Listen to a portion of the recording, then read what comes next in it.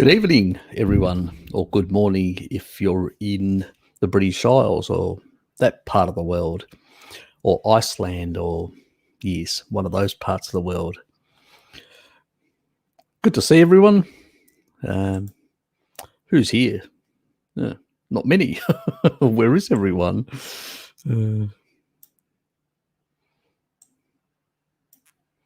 Oh well.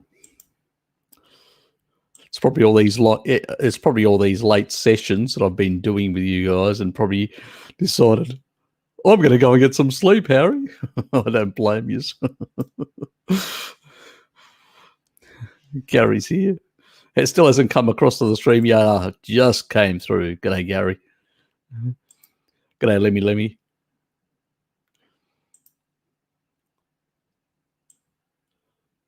Oops. What is that doing? Yes, it's been an interesting day. Getting through a few things. G'day, Dom. And Nuria. Hope I pronounced that right, Nuria. Yes. So it's been quite wet out there. Richard, 8 o'clock where Richard is, across the pond as we call it, and it's been a very wet day. It's just now stopped raining. It's been literally raining all day, and it's just stopped. So I didn't get a chance to go anywhere I just did some, jump. G'day, Bjorn.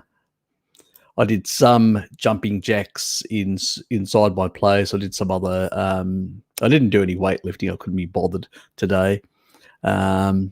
I usually don't on Sundays. I only do twice a week. That's it. I'm just trying to maintain muscle mass. I'm not into building in that regard.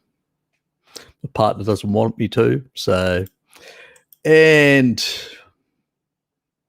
why put in the effort if it's not going to be, it's not wanted? I don't mind providing info for other people, Stanny, about some of the biohacks and then the importance of, leucine and stuff like that. I mean, when it comes to actually it's not the amount of what you want to do is like any sport, and it's something that, okay, thank you. Like any sport, it's basically to exercise to the level you want to get. So if you're doing any sort of, whether it's track and field, whether it's weightlifting, whether it's javelin throwing, or whatever it is, the whole thing is you need to train continuously to the performance level you want to be. And if you can't do that initially, but it's not working too hard, because the biggest problem is I've actually seen some like X-rays. I just haven't shown the studies, but I've actually seen some where there is severe tissue damage in the muscles when people just do this, the volume. Really, volume training is bad. It creates a lot of tissue damage in that regard. And there's been some studies recently that show basically all you need to do is about twice, maybe 3 times a week. And then the rest of the week you recover in that regard. And so the focus is on those and high intensity stuff. I mean, when I'm at work, what I do is I run up or jog up the stairs. So from the 2nd floor to the 9th floor, or sometimes all the way up to the top, and then come down the other way. Luckily, because I'm the deputy chief fire warden, I've got a milk key that actually can open up the doors, and I can go through some of the areas so where other people can't. So I can get to the other side and then walk down. And so I do that probably about 3 to 4 times every single day. G'day, Dave. And it's that high intensity. And it's the thing that even one of the other guys actually did that once, and he said, I couldn't, at night my legs were hurting like mad, Phil said. And I said, look, mate, you really have to take it easy. Don't do too many flights until you condition. You actually do it to the level where you start and then ease off, and then do a few extra levels the next day, or the next week, or stuff like that. I said I started where I struggled to get to a couple of floors, and now I'm just sort of cruising up. It's getting to the stage where it's no longer. It's another reason why I'm shifting home, because I've got more hills here, and I can do high intensity in these hills. So half an hour, I can just go full blast up the hill and really work up, a high, heart rate, and really work my body. And then come back, and it's just right up the hill. So it depends on how much I should. Yeah, I'm doing this side, but then occasionally I do the other side. But that one I just walk. I don't jog.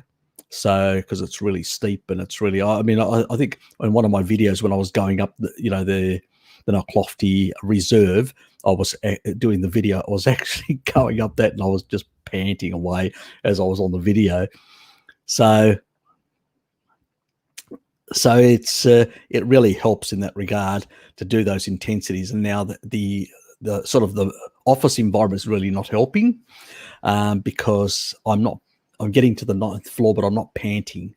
I'm not my heart rate isn't really elevated as much, and I'm going where before it was, but now it isn't. So I need to find a place where I can push that a bit higher, that intensity somewhere else. And that's how you sort of progressively increase. And it's basically, if you feel a bit sore, ease off completely. You've got to ease off completely and give your body time to repair and heal. The whole purpose is to cause small tears in the tissue, in the muscles, in order for them to recover. And that's my sort of approach. And it's the same thing with weights. And, the critical other thing that I find a lot of people neglect when they do weightlifting is working the hands, the wrists. I've got those, those grappling things, and I work those. I get 100, 200 or whatever. I do quite a few of those, and that really works. That's why when you get a firmer handshake, but also you get strength in your wrist, which means you can actually grab things and move them with ease. That's really important. And you can do that even without having big muscles. I've seen guys that have got bigger muscles than me that find it difficult to grab things and move them, So you've got to work different parts of your body. And normal working, if you actually did physical work, which I don't do now, I'm, in the front doing mapping related things, you don't get that. So you have to basically mimic those physical, the sort of like a hunter and gatherer or somebody who does work with their hands. You're working all these different muscle groups. And that's the whole importance, because that actually exercises the entire body. And that's really important. This isolation bullshit, yeah, fine if you want to compete, but in the long run, it's a very unhealthy way to build up the body. And most of those people end up having a whole lot of health problems. And I go, unless you're trying to compete to win some award or whatever, fine. But if you're trying to get the best body, a well-toned body, a body that's actually has all the muscles that are working. It's raining again. Oh God, will it ever stop? And it's it's not a competition. It's basically you overall improving your muscle skeletal sort of structure and maintaining it into old age, because that is going to keep you also independent. I love my independence, to be able to live my life without having to basically be, in a difficult situation where I need others to help me, So I see my father constantly struggling to try and maintain his independence at 87. And I admire him for that. And I sort of help him along with a number of things, with the weights and all these other things, because I know he values his independence and I value it as well. So why should I deny my father that independence, the capacity to stand on his own feet? So Dad will never, I don't believe ever will end up in a nursing home, and he'll just drop dead at some point in the future. So I hope he lives a long life, but that's pretty much it. Anyway, let's move on. Have you seen any study on primrose oil to reduce hot flushes? N3 seems to show it works. I haven't. My biggest issue with a lot of the plant-based oils, whether it's primrose oil or many others, they tend to basically be higher in both aldehydes and oxidative products. Very few are high quality, and it's really hard to know what you're buying. And I don't see the value of it. It may reduce hot flushes, but I've got used to my hot flushes. I actually enjoy them a bit now. It's actually a good thing. It's that you're getting a histamine release into the skin, and it basically also means that once it's over, and it's and it basically brings in new blood and all that, and gets more repair of the skin. So I don't see a negative side of that. So I don't really worry too much. I really have a lot of question marks and concerns about people using a lot of these oils, because they tend to be rancid. They tend to have a lot of oxidative products and aldehydes, and I can't put my hand on my Dom on my heart and say, yep, I endorse them. No, I don't. And even when it comes to cod liver oil, like another oil, there's only one. There's the Rosita one. That's it. That I've looked into, and I think that it's actually a good quality product. But most other stuff out there, it's really hard to find anything. Even a rapeseed oil, we talk about rapeseed oils being, the industrial oils being really bad because high deuterium and all that. But if you get a high quality, why would you bother, actually? But if you were to get a high quality organic, extra virgin, cold pressed, there's a company in, they're in California, but I'm trying to remember which part of California. It's sort of an area below, I think, Los Angeles, and they actually produce a really high quality product in terms of rapeseed oil. So it's very much like the traditional way. They've actually gone back to the Roman days and some of the Roman methods that were used, and they've sort of replicated something similar, and they produce a really high quality product. But again, I don't see the value. There's more value in actual fats, animal fats that have got fat soluble vitamins, rather than bothering with oils. I mean, you're not really gaining much, my personal opinion. But I haven't actually looked at the hot flushes and the primrose oil in that regard. And as I said, it's not a big issue for me in that regard. And I do have concerns in experimenting with oils. I've suffered cardiovascular disease in the past, as you know, and I'm reluctant to try any oil for any reason. I just don't trust them. Really, I just do not trust them, and I don't see the necessity for them. Nowadays I don't even consume as much like niacin. I have very little. I cut it into fours, and so it's about like 250 cut 4 ways, because I get some from the food. I tend to get the amount about 200 or 150 or around those sort of levels just from the food, because I'm consuming more niacin rich foods like tuna, like pork. So I don't see the value anymore, honestly, in that regard. David, good to see you, mate. Here in the Serpanos land. Yes, it's a funny, weird channel land. Def, mate, you woke, you're back up. Hope you got some good sleep last night, mate, because yes, you were up quite late from your end.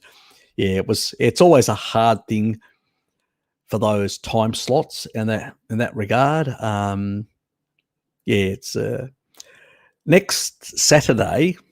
I'm actually thinking of doing like a Zoom, the Zoom session that I was talking about. So I'm actually thinking about sort of inviting people, just an open thing with a Zoom thing, and just doing an open thing. I haven't decided whether I'll do that or use Restream and just allow people to come on and have a chat. So I'm not sure how I'm going to actually design it at this stage. So I'm actually thinking about it. If anybody's got suggestions, what they, a sort of a forum, you got an online or a live forum, because I want to do it like a live forum, so other people can sort of comment, see us, if people want that. If they don't, if they prefer a more private, like Zoom thing, in that style, I don't mind doing that either. What I'll do is, at the end of this, just leave comments. Just say, yep, I'd rather something like that, because sometimes some people are reluctant to come on. So if mostly people want like a Zoom type session where it's just people turn up and all that, which will mean first come, first serve type thing, whoever turns up, just allows just people that are part of my channel, subscribers, just to chat amongst ourselves. So in that regard, about different things. So it's just an opportunity to sort of interact, because I've, if people don't want it, and there may be some people that want it, it doesn't have to be a large group. It can be a smaller group. I don't mind. But I did enjoy Saturday night, because now with all these lockdowns and all that, you can't really go out anywhere. It's not like it used to be. I don't enjoy it as much with all the sort of restrictions and, constantly having to, they have all these constantly sanitizers. I mean, it's just stuffing up people's gut, skin microbiome. I get home and I literally wipe myself with lemon juice to acidify, to actually create an environment, a conducive environment for the beneficial bacteria from other parts of my body to grow back on over my hands and other areas. So, all this sanitizer is just crazy. It's going to create all sorts of skin problems for people in the long run. It's just madness. Absolute madness. Yes. Anyway, have you seen the power ball for hands and wrists? Yes, I have. But I do have also little balls that, and I've used tennis balls, and I've done all sorts of things. So different variations. As I say to people, use what works for you.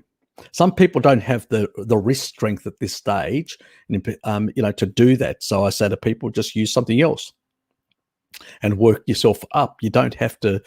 There are all sorts of methods people can use, but it's really good because, people sometimes struggle in old age to open up a jar of something. I mean, you need to open up a jar to feed yourself, and you can't open it. So it's a problem. And I mean, we need to basically strengthen those parts of the body, because we do a lot of sedentary work. We're behind computers and all that, and we need to work on all these areas of our body to maintain them into old age, so we can do things like this, so we can maintain a certain level of independent capacity to do things. So, and this sort of middle age or younger or whatever is the really critical years, because taurine is going down. A lot of systems are not working as well, and you really need to support all these systems to improve them and maintain them quite well in old age. There's always, look, even older people, don't be disheartened. My father in his mid-70s was becoming sarcopenic, ended up with pernicious anemia and stuff like that, and we were able to turn him around. Yes, it can take a bit of a couple of years, like a decade sometimes, but you know what? It's never late. He's basically a decade later, a bit over a decade now, and he's a hell of a lot better. So it's never too late to improve things and all that. So keep that in mind.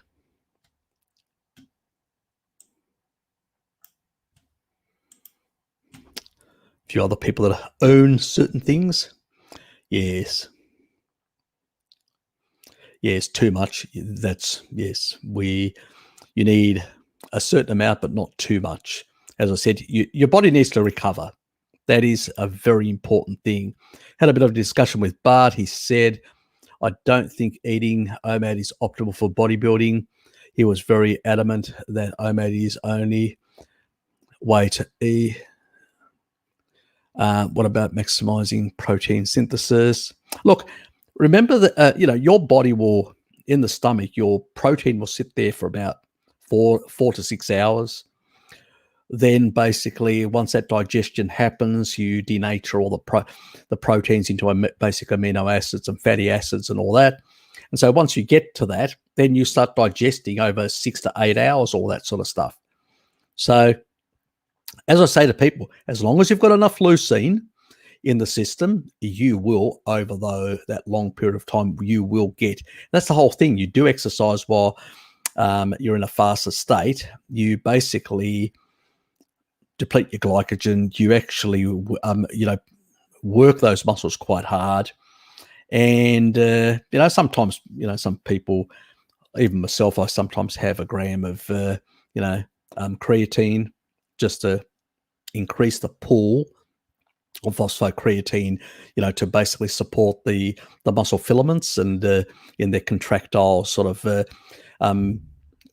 behaviors. And so at the end of the day, he's right in a sense. Your digestion, you don't digest immediately everything. It takes time. So the bigger quantity you consume, the longer it's going to take to digest in the stomach, and the longer it's going to, peristalsis slows down in the small intestine, so you can absorb slower this sort of stuff. And that's why sometimes when you're on a carnivore diet, you're only eating clear meat, nothing else, no other stuff that moves through the intestinal tract faster. What you end up is going and pooing, and there's no constipation. You're going and pooing every. I poo every day, but that's because I'm having dairy, and that seems to go quicker through the system.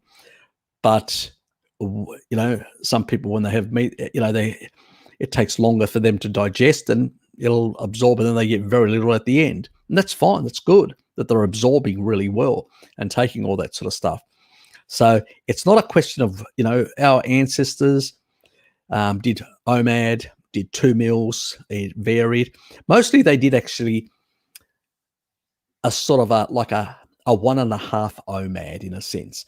They had like a snack or some stuff that they took with them, that they had dried out foods and stuff like that, or some stuff that they had from the previous day. And we actually see that also with Hunza when Mary was walking around with them. Like, they get up in the morning, they got practically nothing, and they may find things on the way, and they may snack on some of those things. And then they get the hunt, they kill, and they take the animal back and they cook it, and basically they feed on it. And even when they actually get the animal, they'll cut a bit of the organ meats and have some of that. So they're basically having a snack and then having a main meal in the not late. It's still in daylight, but it's in the like 2 o'clock, 3 o'clock, this sort of time slot. And that's it. That's they gorge on as much food as they can, and then basically the next day they do the same thing. And pretty much, our ancestors, that's how they lived. So they weren't having 3 square meals a day or anything like that. And these people are still robust, strong, because at the end of the day, I've actually shown you leucine is important. The leucine pool is maximum for muscle protein synthesis. And the advantages of also that is that you're not constantly, having this sort of state where you're putting a lot of requirements, energetic requirements. Just think of it. You put in the stomach 100 grams or 200 grams of food, or you put 600. Well, you're going to get more in the digestion, but you're actually going to actually use the same amount of, like expensive tissue, but the amount of effort that needs to break down that, you're going to end up, with multiple meals having to produce more of that in a sense. And so you're actually putting more requirements on the body. And so by doing that, you end up requiring more of that stuff that could be used for muscle protein synthesis. So I think at the end of the day, the key thing is I've demonstrated it's not carbs, it's not quantity of protein necessarily. While it does help the quantity in a sense, you will get more, but leucine is the big one. And animal foods have a lot of leucine. When you combine good levels of leucine with a good levels of protein, you will get better results. But the thing is,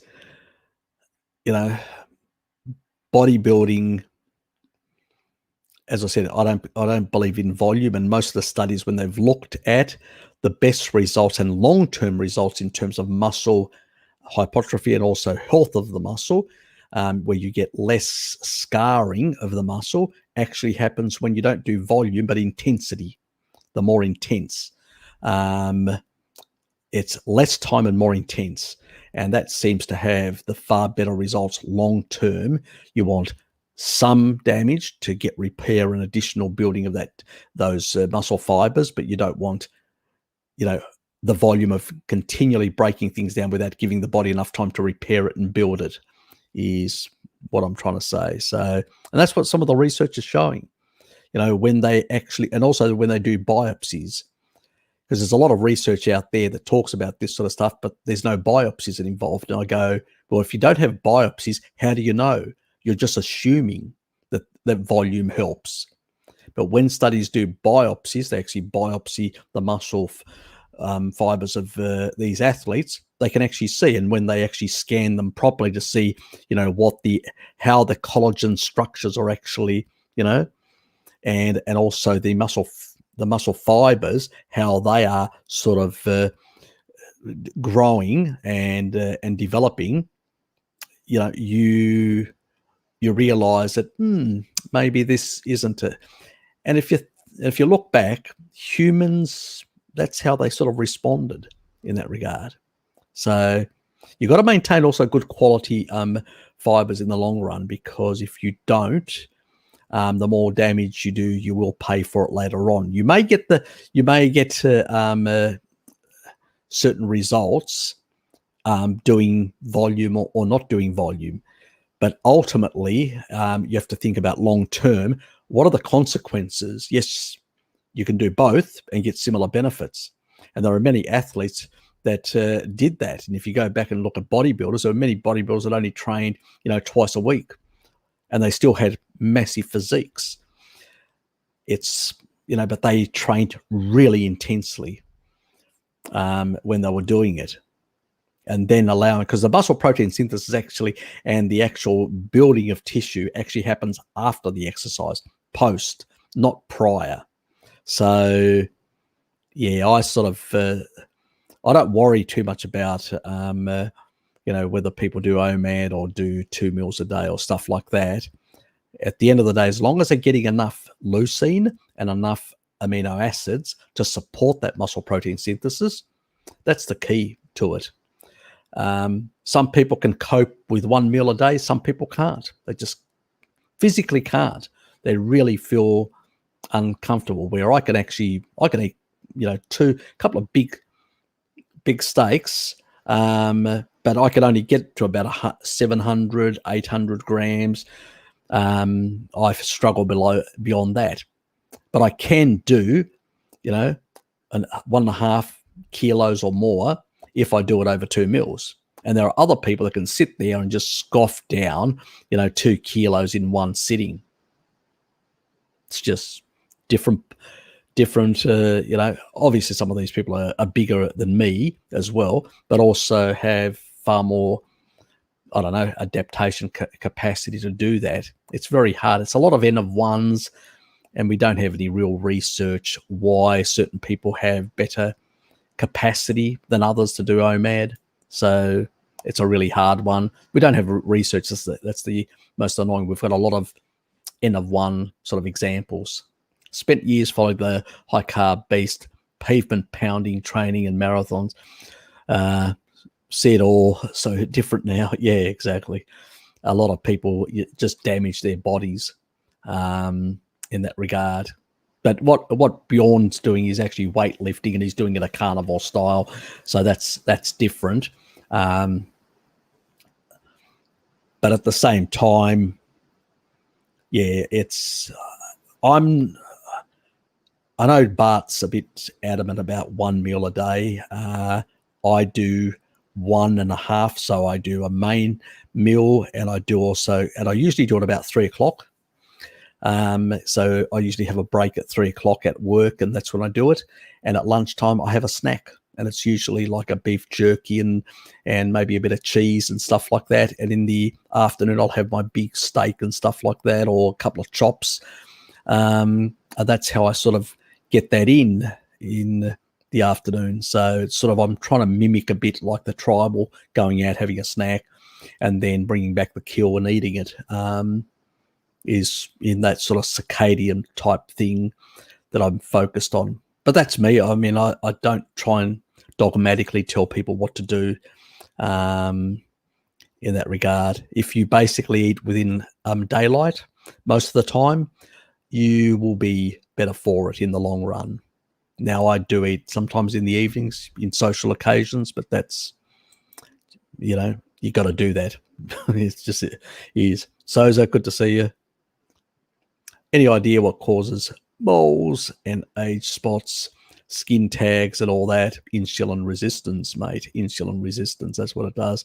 My back is getting covered in them. I'm only in my early 40s. How does this happen? To get skin tags and all that, it's insulin resistance. Got to cut the carbs, mate. Got to cut the carbs.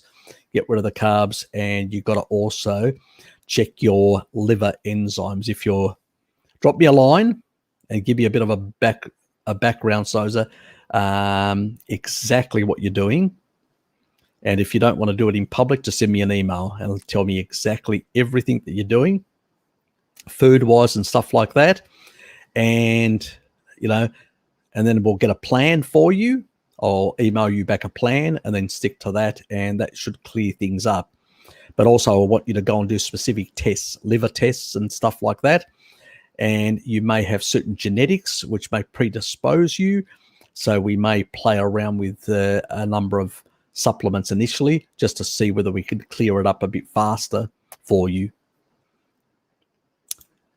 Anyway, Dom, I used to, for golf, added 40 M's to my drive. Yes, nothing like it. Makes a difference when you basically you train at full peak each time, and you push that each time.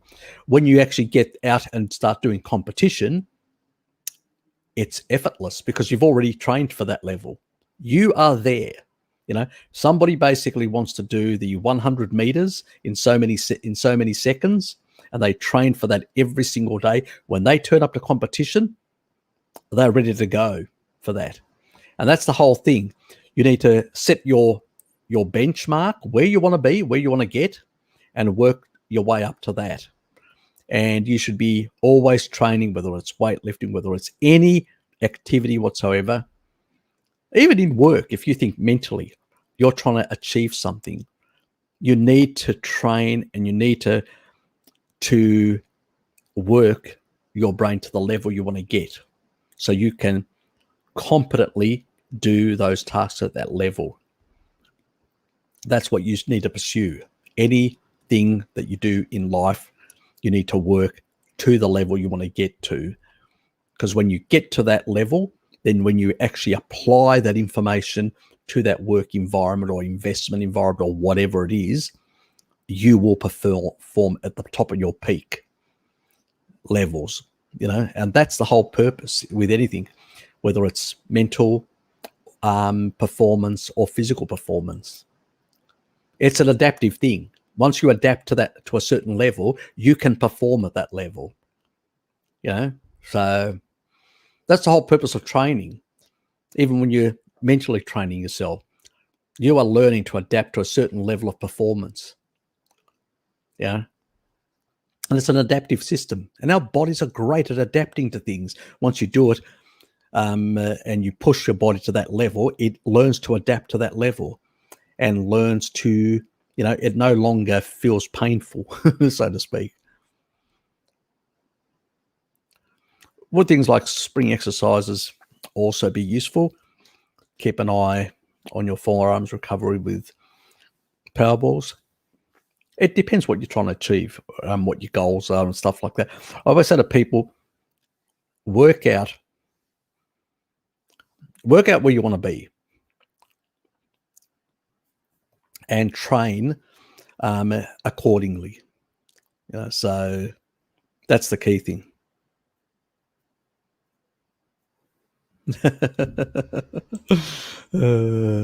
Not all of them, but yes, a lot of them do. Mine doesn't for whatever bloody reason. Yes.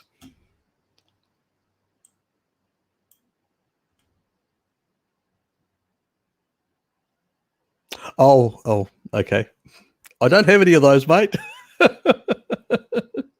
So what do you do? Where do you put it? Is that do you put it on your tummy or something like that? Is that how you apply it? Oh, look, I sort of know about a couple of things in regards to menopause when, but regulating those hormones and stuff like that I've looked into, but I haven't looked into the hot flushes, so I'm probably a complete ignoramus when it comes to that. Sorry, ladies, but I haven't looked into it. I may at some stage. I mean, I've been looking in at a few other things, conditions that affect women. So I'm looking at doing some videos on that sort of stuff. But when it comes to hot flushes, no, I haven't actually looked into that. Yes, I'll have to. I'm not going to. I usually don't with some of these areas. If you look at the like PubMed or you look at the actual websites in the West, you get only medications. You get all these different medications. Oh, you can have this medication. You can have this therapy and all that. Absolutely useless because none of them work. We know they just basically are sort of a Band-Aid solution. Most of my information comes from other parts of the world where the societies tend to be not as rich, not as wealthy. They're still getting some money, basic research, not from pharmaceuticals, but from government directly or from charity organizations in those countries. And they tend to do really good basic research. And so that's what I usually do. I literally, I don't want to give my competition the methods that I use to find these studies. I won't say any more in different countries around the world, but I find ways of actually searching for them in certain ways. And I find these studies and I get insights from basic research that academics in Eastern Europe, in Asia, in Southeast Asia, and other parts in Africa, South America, other parts of the world have done, who are not motivated by, putting out some drugs for the pharmaceutical mafia, but are actually doing basic research to understand how some of these things work and how to help. Kate is a fan of Bjorn's, muscular look.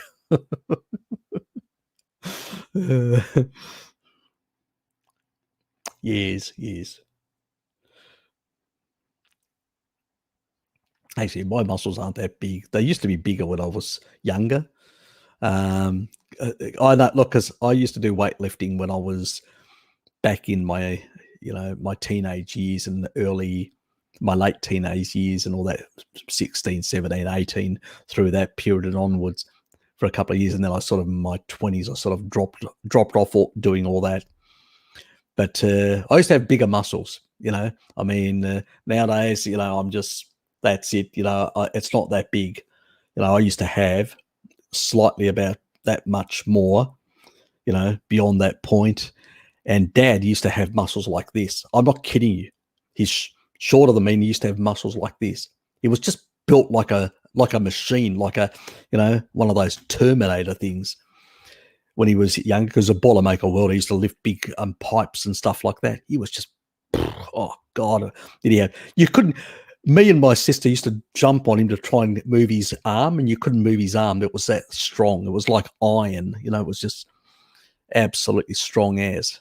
It's probably a thing that's actually really helped him even in the later years where he he sort of went off the animal foods and, became more sarcopenic and all that, but it didn't affect him as bad, luckily, because he had a lot of, from his younger years, a lot of reserves in that regard. But yeah, it's really important to maintain those muscles, maintain the muscle skeletal structure. Excessively important.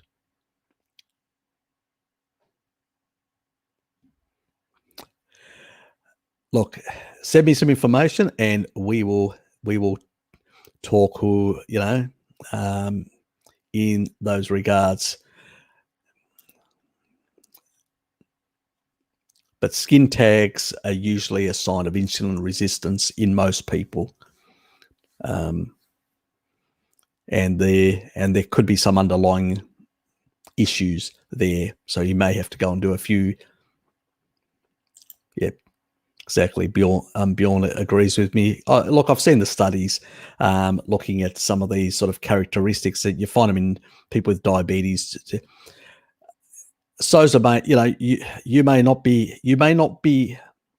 be a tofu, which is, thin on the outside, fat on the inside, without knowing it, have a lot of visceral fat and have insulin resistance without even knowing it. A lot of people are in that sort of boat, and that will create a lot of skin tags. I've known people that are tofus and without knowing it, and sometimes I've had some issues with their liver and they never resolved, or some genetics like I've got with a choline thing. I don't endogenously produce it. You may have something similar, so you have to eat it. And if you're not getting enough, then it's a problem for your physiology. You end up creating these problems where you're not exporting stuff in, but you're still bringing stuff into the liver through chylomicron remnants, and that is really turning things. And that's because people are not. They're doing a sort of like a very narrow carnivore diet, but they're not doing a specific to their genetics, which I always remind people that a mixed one that includes good amounts of choline should be far safer for a proportion of the population. If carnivore's not completely, if you're doing that, not working for you, you're missing out on key nutrients, and you've probably got some genetics that you can't get it from a steak. Simple as that. So you have to add other elements to it, like I had to.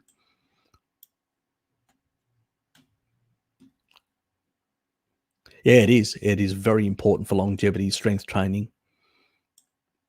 People just don't realize how damn important it is. Hey, G, good to see you here. I just said I don't think OMAD is optimal for athletes, and Bart shot me down instantly. He seems to think OMAD is for every single human. I don't think that's correct. He's not wrong, but I don't think everybody can actually do it. In my opinion, I don't think everybody can actually eat like that. If you want to basically to build more tissue, you need to get in more leucine, and you need to get more protein, amino acids. You're not going to do it with one single meal unless you're one of those people that can. There are some people that can just scoff down massive amounts in one meal. Some people can't. I can't. I have to split it in 2 meals. It's just too hard for me. So it's just, we're not all in the same, but sometimes it's that high function. He's got that high functioning autistic thing in his personality, and he actually tends to have this. People with that sort of thing tend to have a more black and white, and so it works for him. And so why wouldn't But I sometimes have to remind him that we're not all the same in that regard. So I pull him on. Tends to be a bit dogmatic in the way, or his way at the highway, a bit of abrasive. Maybe it is actually that. He's even with me. Look, he's even with me, and I've actually had to tell him off. You've seen him sometimes. He's been on my live stream and said something, and I said, no, that's speculation. Stop doing it, because I know his personality. And I go, no. We've talked about so stop making an issue of something that isn't an issue, all that. But yeah, he's even with me, he has his strong belief about OMAD. I don't. I just don't. Yeah, look at it. Different people have, women are, it's even harder. I find women basically enjoy having 2 or 3 meals, even if, the 2 are going to be snacks and there's going to be a main meal. It's just the way they've socialized, the way, a number of factors that they find it much easier.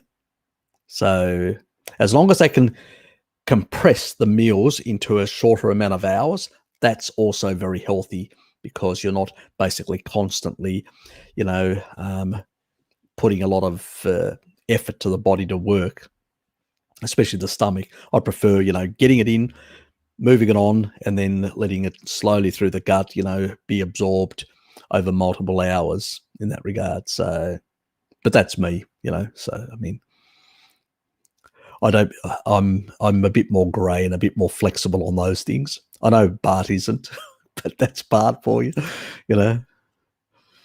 Yes. Yeah, look, I tried OMAD as well. I didn't like it.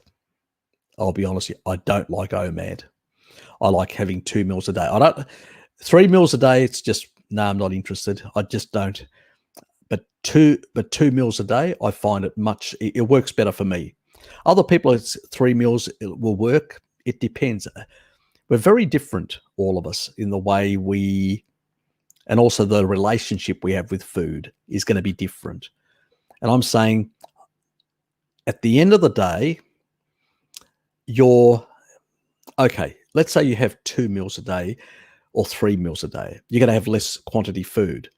So that digestion, rather than happening over 8 hours, will happen over 6 hours, so you'll have a portion that will basically happen over a couple of hours, then another portion over a couple of hours, another portion of a couple of hours. So the total amount may extend out to 8-10 hours, but in different parts.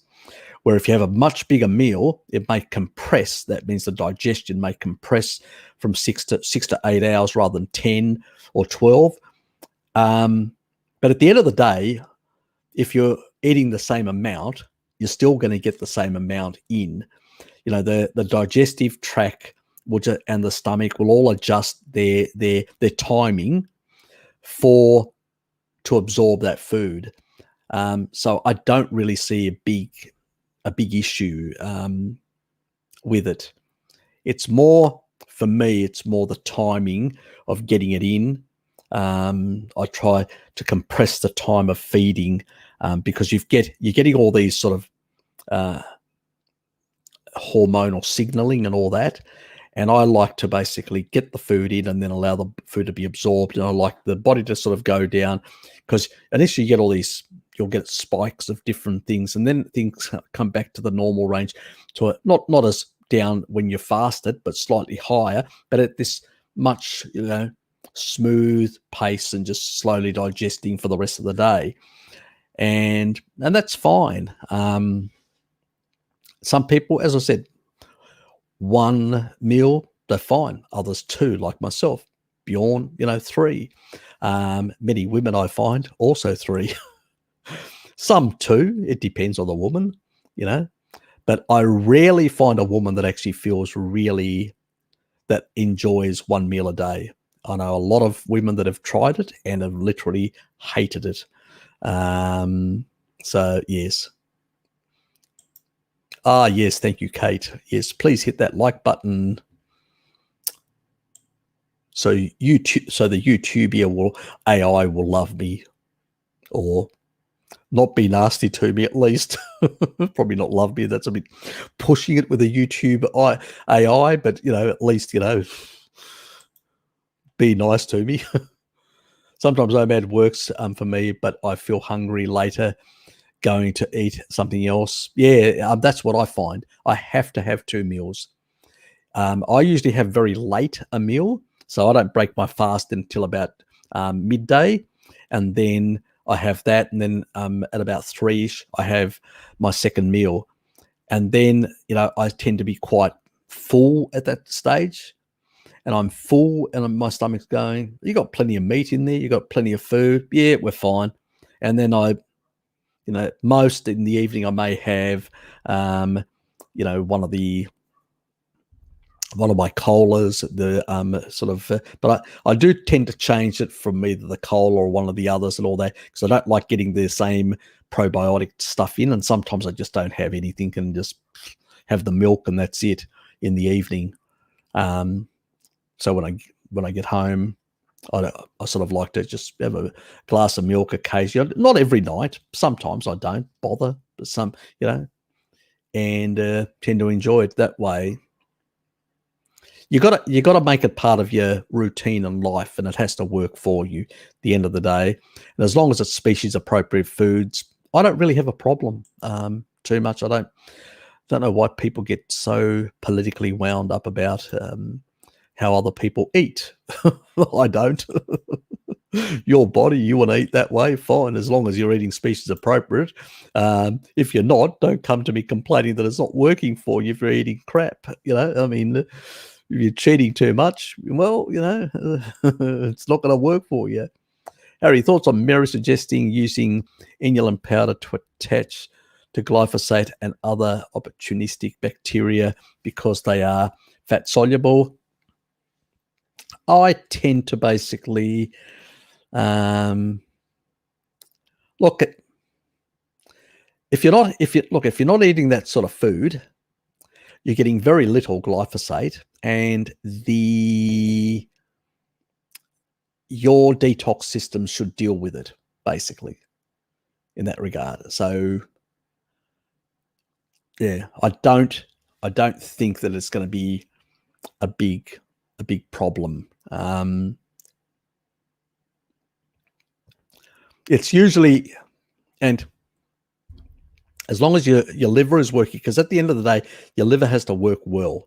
So if your liver works well, then you can detox a lot of this sort of stuff and clear it out, even the small amounts.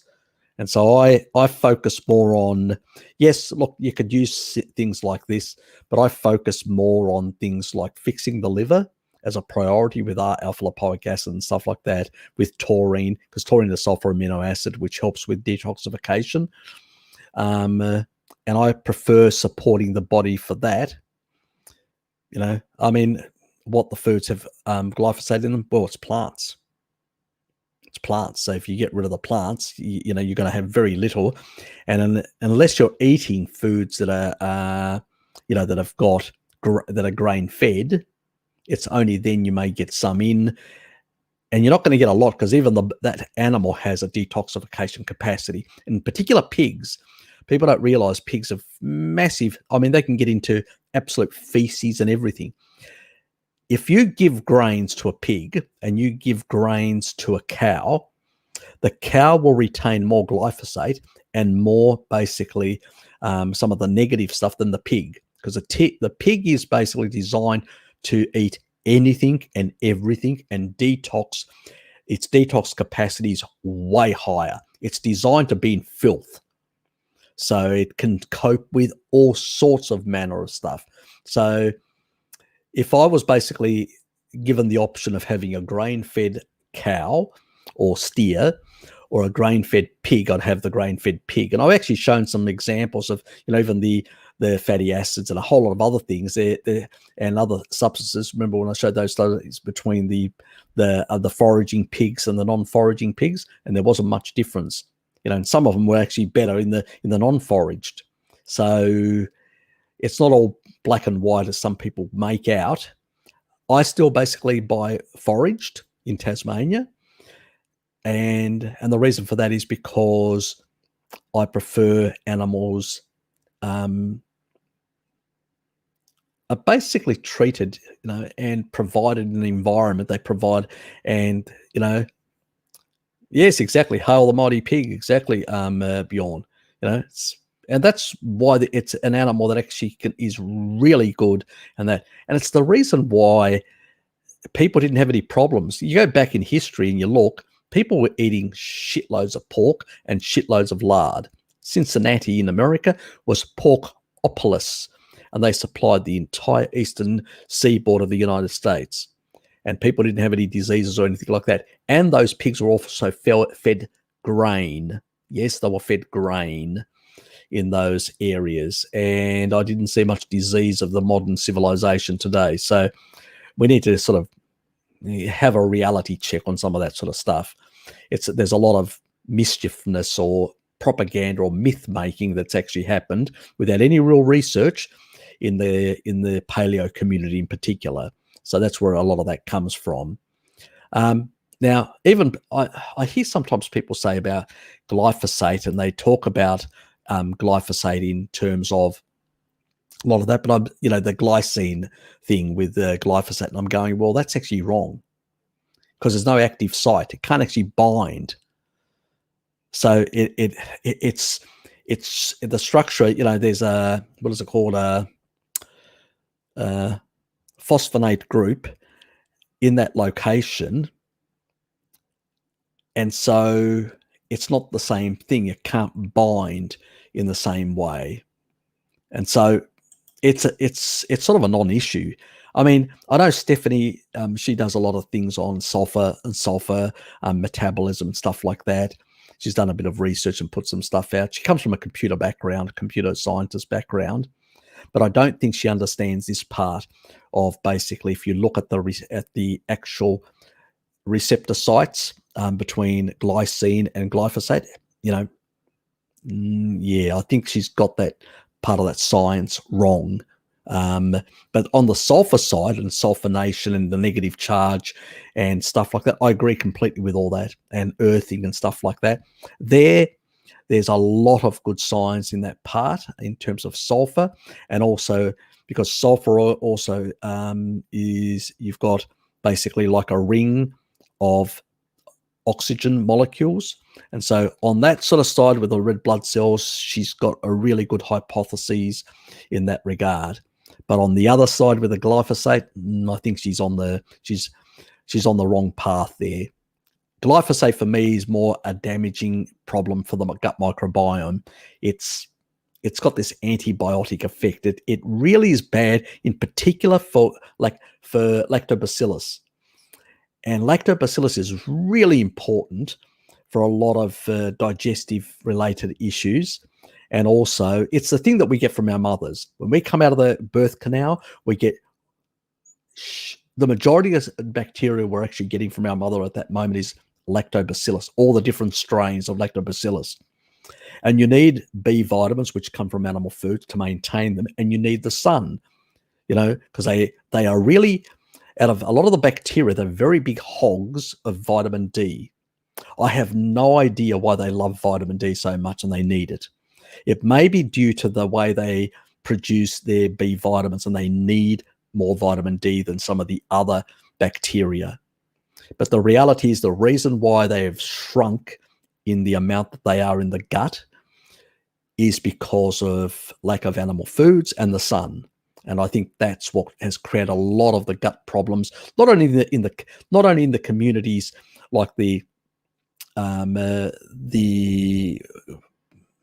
plant-based community, but also the general community, because they are also quite vitamin D deficient, so, and very plant-based nowadays anyway. So there's a lot of going around in that regard. But for me, glyphosate it's sort of more the antibiotic effect and the damaging effect that it has on the microorganisms in your gut that are very essential. We have this synergistic relationship that we work together, and there are ones that are critical for a number of processes that happen in our bodies, and glyphosate tends to really reduce those quite a bit. Now, obviously, with vitamin D and with the B vitamins that you get from animal foods, it does support those and sort of negates it to some extent. But at the end of the day, you want to keep glyphosate down as much as possible. We can't eliminate glyphosate from our diet entirely, because there is a lot of contamination that actually happens within the food industry of these things. But generally speaking, it's going to be very small from most animals, and specific animals more or less than others. But if you're putting in plants, well, you're adding too much over time. It depends on how much plants you're consuming as well. So it varies in that regard. Yeah, exactly. Yeah, look, bile actually removes a lot. Actually, even excess minerals are removed via the bile. So it does a lot of work. It does a lot of work in taking out excess stuff and clearing out things that our body is detoxing to get out through the feces. So it does a lot of good work in that regard. But do you need inulin? Probably not. Maybe if you're actually consuming a lot of plant foods, you may need additional support. But I haven't actually, while there is anecdotes that inulin works, I haven't seen any research. I've looked for it, any research that directly has measured that if somebody is in a control and non-control, they're given the same amount. One has taken a certain amount of glyphosate, the other one hasn't, and then looking at what is ending up, I haven't seen that research. It doesn't exist. So we're actually extrapolating from certain other things. And I'm not saying that I don't think, I think it has a small effect, but I don't think it has the big effect that many people think. I think the key thing is to improve your detox systems. That means your liver and your kidneys to work properly and be healthy. And that's where you're going to get more bang for your bucks in the long run, is my personal opinion. If you're eating a species appropriate diet, you will support the better functioning of those organs, because you're going to give it the nutrition that it needs to basically work better. The rats, a lot of protein, really big healthy kidneys. That works for humans as well. And with good nutrition, you'll get a much better result. So yes.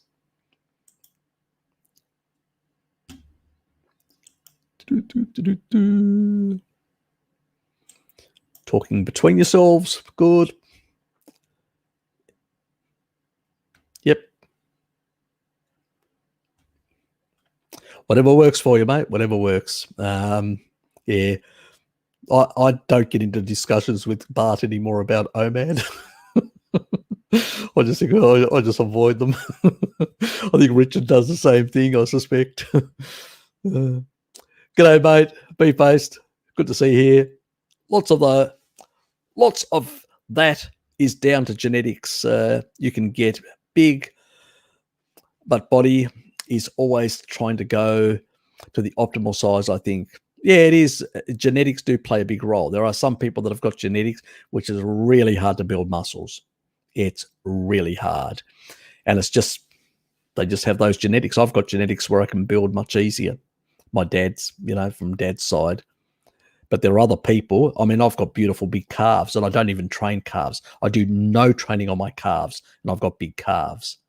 I mean, I've seen other bodybuilders look at my calves, and that I'm in shorts, and my brother introduced me to somebody who's a trainer and looks at it and goes, "Do you train your calves?" I go, "Nah."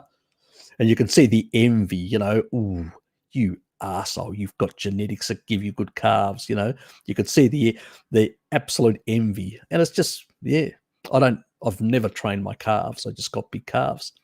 So, and others are literally, I mean, even Arnold Schwarzenegger, that was the key thing that he went in, because a lot of his upper body was much easier to build, but calves were really hard, and he literally had to work hard on them to build them. So yes, genetics does play a role. Yeah.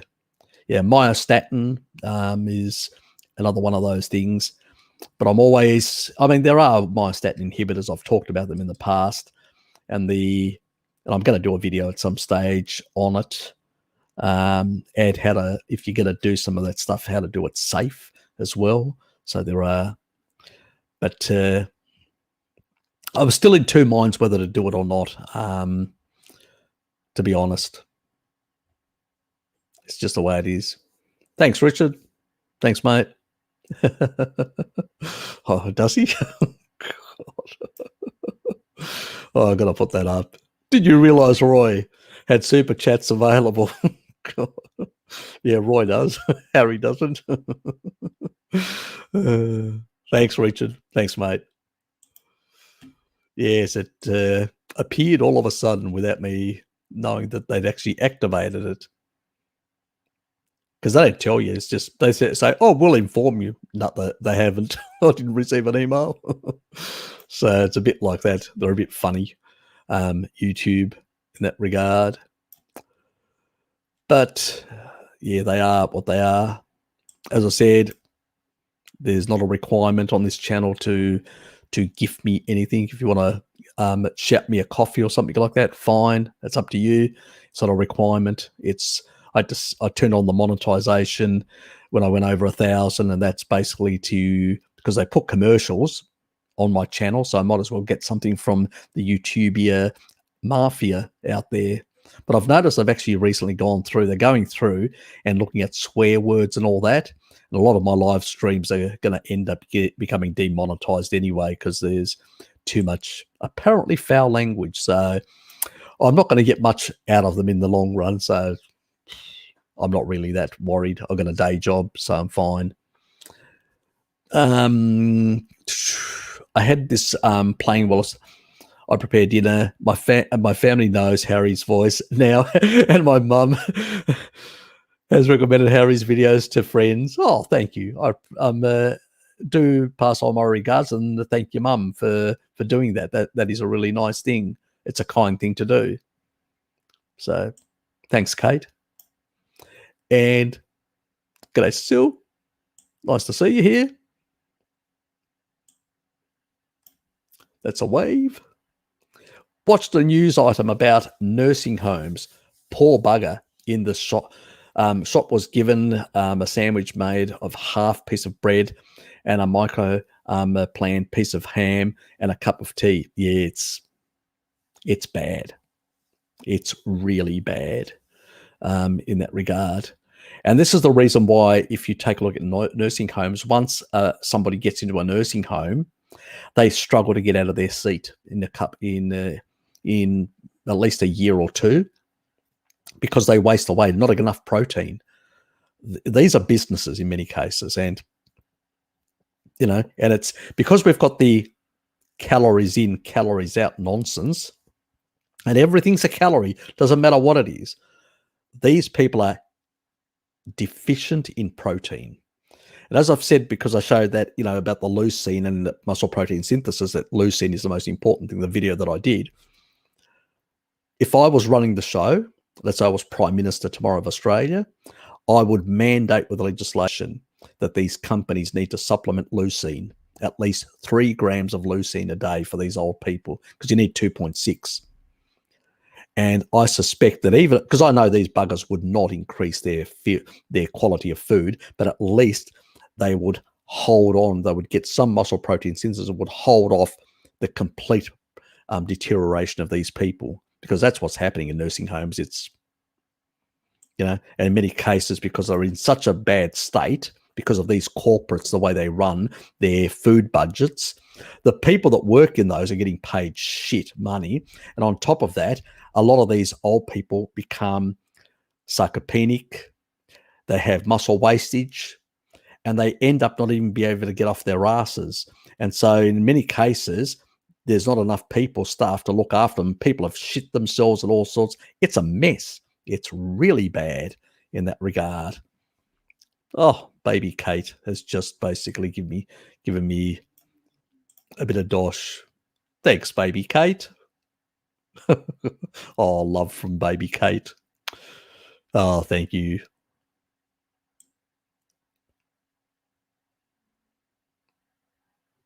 Oops. Yes, and that's the sort of the nursing home situation currently. Unfortunately, it's pretty abysmal, to say the least. If you've got relatives in nursing homes, try and the best thing you can do is actually go and buy them a leucine supplement, and a taurine supplement, to basically transport that small amount of protein they're getting, to transport it in the system. Just make sure with the taurine, you've got to be careful because of the lowering of blood pressure, because some of them may be on blood pressure meds.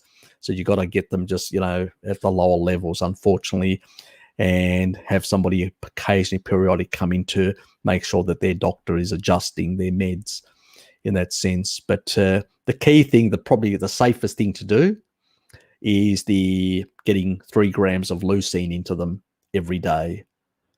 Because you're welcome, Kate. She said anytime.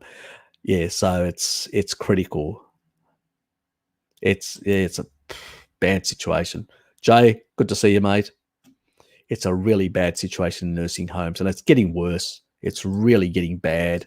The stories that are constantly, and it's not the end of it. There's going to be more bad stories. So, yeah. Harry, have you always worked in IT mapping? Did you ever things that working as a medical professional? No, I'm not interested. I mean, my cousin actually is a specialist. He's an endoscopy specialist at Wollongong Hospital. He's actually the senior sort of guy in the hospital. But would I trade my place with him? No. Sort of, it doesn't really, sticking a probe up somebody's ass or these sort of things. It doesn't really interest me, to put it that way. Or handing out meds to people doesn't really interest me. So no, these things have to be done by somebody. Somebody has to do surgical techniques, but it's not something that really has ever, the thing that I actually did want to become when I was a youngster initially in the area of research was to become a physicist. But I sort of ended up pursuing other things. And when I got back to Australia, this was in the mid-80s, a friend of mine actually had a computer, and then I begged my father to get a computer, and I got one of the 8086, the early IBM compatibles. And the thing is, everybody had a floppy disk. I actually had one of the first hard drives, so Dad really forked out a bit of money for me at the time. And I fell in love with IT and basically pursued IT. And I've done cabling. My cabling business actually died after wireless became more prominent. So I gave up on that idea. I used to build computers and sell them. So I used to build gaming machines and all sorts of stuff. I used to make good money. I could actually, back then, in the equivalent in terms of price purchasing, how much compared to my salary now, and then I was making shitloads more in terms of, it wasn't the same amount of money. It was less because that's many years ago. But in terms of what you could buy for the same amount of money, I was basically, just loaded. Great for the chicks.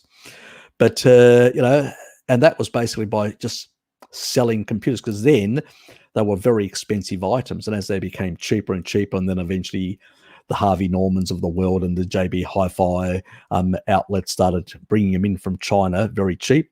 That business went to buggery. And then I got into the cabling business, and I did that for, probably 2 years. And then wireless sort of started becoming more and more prominent, and they killed that. And so I did computer support, and then eventually, and at that stage, slightly earlier than that, even when I was doing cabling, I was actually got into mapping. And so I was doing 2 jobs at the same time, in a sense, both mapping and also cabling. So a lot of the contractors that were actually some of the earlier cablists in Tasmania that were doing the big contracts, like the one Collins, anybody that knows about Hobart, I actually trained with a lot of them doing the same cabling course. That was in Murray Street. There was a company there that did the courses that had international sort of certification to do it. And so I did that, and then got into mapping, and I've been in mapping now for a number of decades. So I enjoy what I do. It's changed a lot, very much, compared to traditional cartography. It's no longer called cartography or mapping. It's called spatial science, the field, and it's within the engineering department. And in the old days, it used to be called surveying. You either did surveying or you did basically geodetics. Still people specialize as geodetic specialists, but But when it comes to, there's a lot of specialization now. There's people that do remote sensing with satellite systems. I basically deal with a lot of data capture related things and data processing and stuff like that. So there's some areas that we use AIs for that. So the AIs are basically doing pattern recognition and working out certain things and stuff like that. That's becoming pervasive. I've got back to doing coding, which I hadn't done for a number of years, but I was sort of, things change. It's all computer-based, database driven. Coding, you sort of have to write codes to basically interrogate data and work out, why things don't work properly. If you want to learn how to do data analytics or analyze data, always work with a small data set. I always created a small data set of the main data files that I was going to work on. And then when I do the programming, I work on that, because you can get quick results and go, yep, okay, that's sort of programming work, or I'm not getting the results I expected. What the fuck is that? And then make the changes. And I enjoy that. I like that technical stuff very much. Even though the funny thing is, I am also a bit of a people's person as well. I mean, as you guys know, I love talking and stuff like that. So it seems very strange that I'm not in another different type of profession. It's probably when I was a young person, I was very introvert and I didn't really, as a youngster. And then my first job was a waiter at 13 and a half. And then I sort of got into working in the tourism industry, because I was in Greece at the time and I knew English. So I could actually work behind the actual reception and deal with people from other countries and do things like that. And the advantage of that is, one, you get to know a lot of people and hang out with them, which is a bit of an advantage. But also, you get better paid. As a youngster, I used to get really good pay. Like an adult, I was getting paid, and I was basically 16 and 17. So that was really good. I love that part.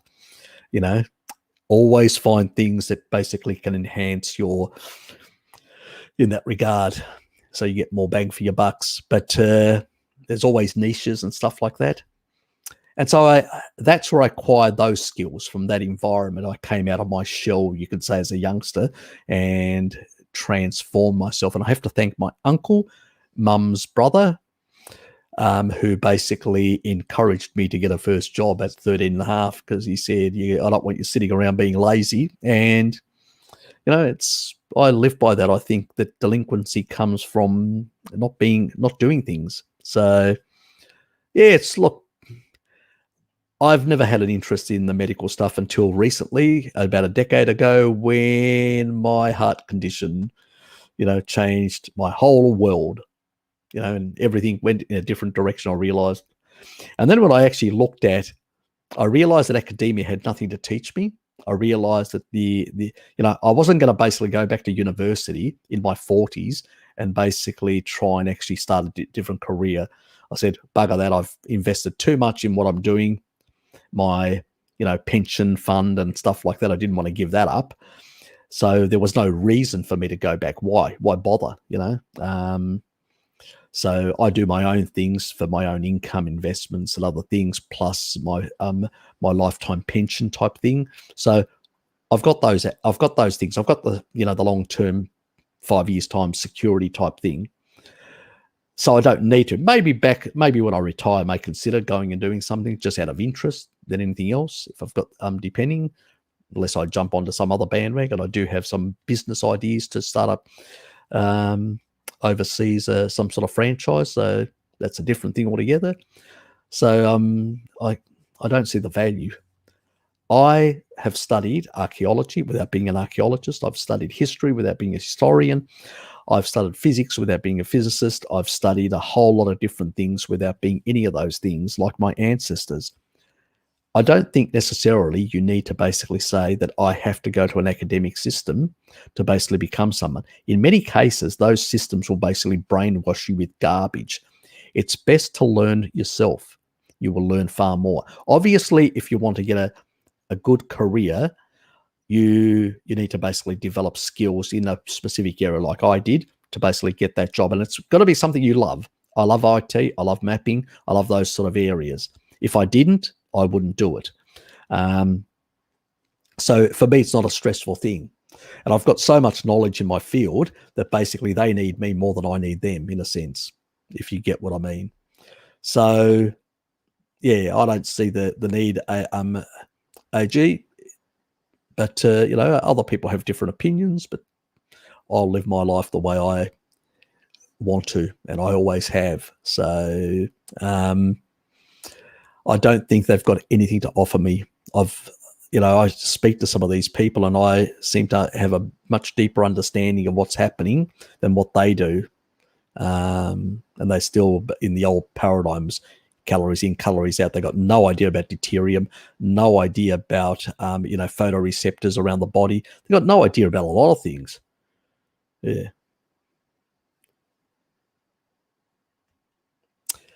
But that's the way. Oh, thanks, Neff. Just can't eat that volume. Yeah, look, neither can I.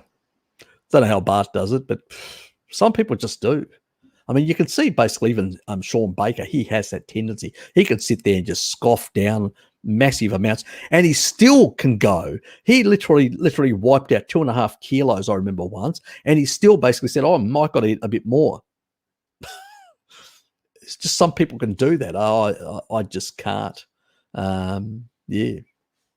It's not as if I don't get a blood enough taurine into my system for that, and enough sodium. Yes.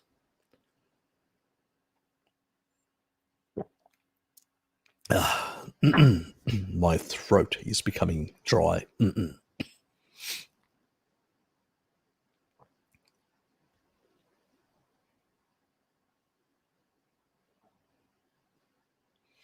it works for you, do it. It works for Bart as well. It doesn't work for me, but yes. We've covered that. Plants. And yes, I love that statement. All hail the mighty pig. Yes, nothing like the swine. Very much agree with you, Bjorn. Why would we have all those bacteria in our colon that digest insoluble fiber? They actually also can digest some of the proteins. It's a vestigial system. It's basically an inheritance. And the reason why we never lost it completely, and even other carnivores still have a colon. So if you look at other animals, they still have a colon. But then, at some point, all animals were either, had a sort of a carnivore existence, then evolved into plant eaters, or a plant, and then evolved into carnivores. They still have vestigial systems, like take for instance your, the appendix and the cecum. They're the same thing. The appendix is a little thing like that holds your gut microbiome, and the cecum is a big thing like that's in a gorilla, or a slightly smaller, which is in a chimpanzee, and that allows the fermentation of fiber in there. It's like a second stomach. So they have that capacity, those animals. We changed our eating patterns, and we've got the N15, N14 data to prove that. And so over a number of billions of years, as we adapted to eating more animal foods and giving up on plants, that basically cecum shrunk to basically an appendix, but still remains because it holds a gut microbiome. And the colon shrunk as well in size, but it's a vestigial thing. It never completely went away. Will it go away in the distant future? Who knows? There are many other carnivores that still have their colon. Maybe it has it plays a role in being able to, balance out the it gives an opportunity. There are bugs in there, in the colon, that actually do produce short-chain fatty acids. They do produce a number of vitamins and do produce a number of things. And maybe because they're adding something, the body goes, okay, the leftovers of of the animal foods, they will actually use that, and they will produce isobutyrate and a number of other short-chain fatty acids that they produce, and a few other substances. So, the body doesn't necessarily get rid of things. I mean, even whales have some of the vestigial body parts, anatomical parts, if you look inside a whale, all that, because it was a land animal at some stage. And so still you'll find that the hips and, we still have a tail, humans. And sometimes some humans, because of genetic reasons or whatever, actually grow a tail. But it's a vestigial organ. We never lost it completely.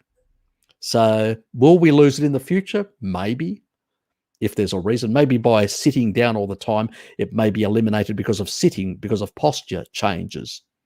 Potentially, who knows? Time will tell. These evolution takes a very long time to change when there's a pressure. If there's not enough pressure for something to be eliminated, it just doesn't eliminate. It just shrinks it, reduces it in size, and it doesn't eliminate it completely. That's the reason why. And we don't have a vast amount of bacteria compared to other animals. We don't. That's one thing we don't have. There are other animals that have got far more protozoa, bacteria. And your gut microbiome isn't just bacteria. It's protozoa. It's bacteria. It's basically fungi, candida, anybody? Or a number of other things. And it's a number of other, it's viruses. There's millions of viruses, which are pretty much benign. And a lot of them also are pathogenic, but not to us, but to the bacteria, or they've adapted to the bacteria, or they've adapted to the fungi. And so they actually work for us, are beneficial for us to keep those things under control and not over express themselves. So it's a complicated thing. There's always the reductionist way, the plant-based idiots and but they need to understand there are vestigial organs, things that remain. There's no reason to get rid of them, because there's a lot of, you have to basically cleave off and change a lot of genetics to get rid of them. So what the body does is says, we don't really need them much. Occasionally this person, for starvation reasons, may have a bit of plants here and there, so we'll keep part of it. And it just shrinks, and the majority of activity happens in the small intestine. That grows much longer, so you can actually eat animal foods, and it can take quite a few hours to transit through as it's slowly absorbing a lot of the nutrients. And that's what's happened. We've changed the lengths of those, but you don't lose them altogether. But other carnivores also still have some of these vestigial gut things. They haven't lost their colon, So, yeah, it's a mute argument. The key things, the key anatomical elements that you need to basically digest fiber is you either need a number of stomach chambers that particularly do that, like in ruminants, or in basically monogastric animals. You basically need to have a cecum, a second stomach. If you don't have a cecum, you really can't deal with a lot of fiber. You can only deal with very small amounts. Otherwise, you start getting into a lot of trouble. And because usually the cecum, where the small intestine is and where the colon comes, you've got the cecum there in that location. So the fiber would go into the cecum. It would be fermented and broken down and be less rough on the colon. Now, if you're pumping a whole lot, you've got a little appendix here which can't take it in, can't break it down. And what happens is, with massive amounts of bacteria, it goes into the colon. And if it's particular raw, not cooked, it will have like little spikes, and they will cut into the actual the colon. And if you do that continuously, injure the colon with all this fibrous garbage you don't need, you continually doing that, and you don't get enough animal foods which provide the the nutrients that are required. Remember, your colon and your intestinal tract are made of primarily collagen. And especially there's far more even in your colon, even more than in your small intestine in terms of volume. There's per square inch or meter or centimeter or whatever you want to call it, there's more fibrous material because it has to do this sort of a much stronger sort of peristalsis type thing. It's a very much more mechanical to push things through whatever's left over. And so as a consequence of that, that sort of contractile effects and these little hooks coming in and cutting, that's why I say this raw food crap or salads. Up until refrigeration, nobody had salads. Let's put it that way. Very few. Look at the old cookbooks. Everything was cooked when it came to plants, not salads. They will literally cut through your colon. And basically, if you do that long enough, you'll end up with diverticulitis. And if you don't have enough animal foods to build that protein, basically, to fix and repair all that, you're going to basically have more and more damage over time onto your colon. And eventually, you know what the solution is by the medicals? Let's cut it out. Wonderful. Yes, that's their solution to everything. Let's cut it out. Ah, yes, Richard. Ah, yes. Yes. That's why I love you, mate. That's why I love you. You know, when I hear the word bacon, it's like a trance for me.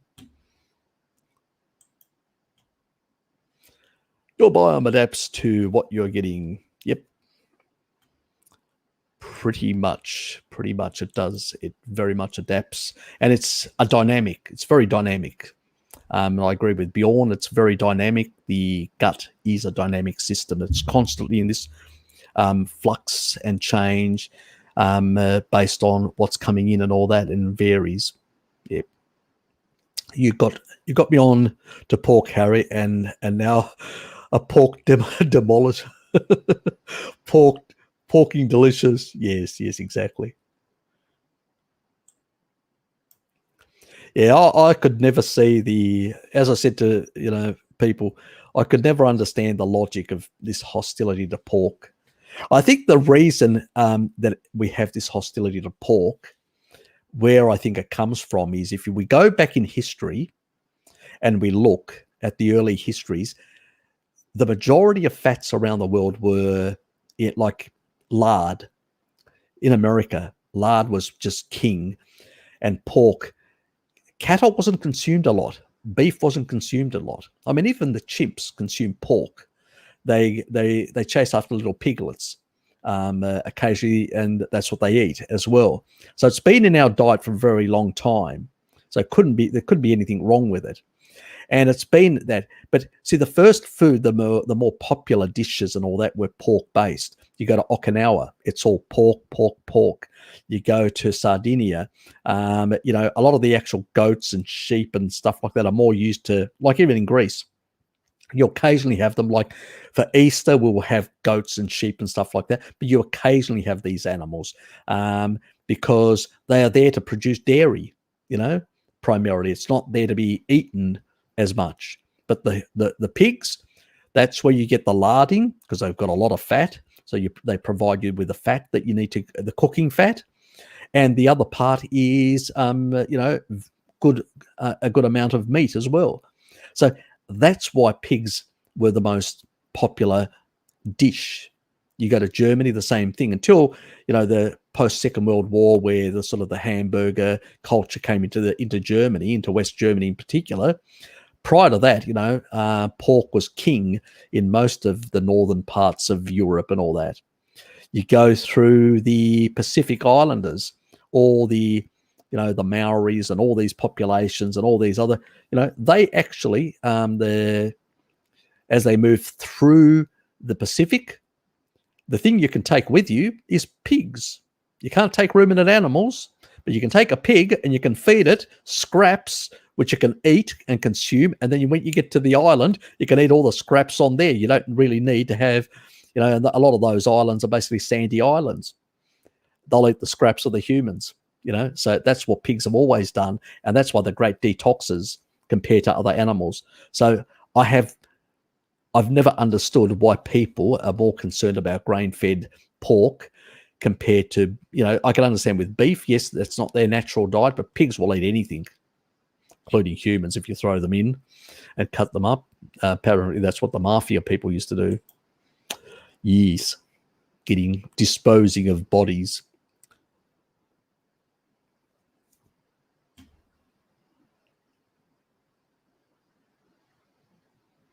We used to, but now we don't. I think I've explained it quite well. I think now that you've heard.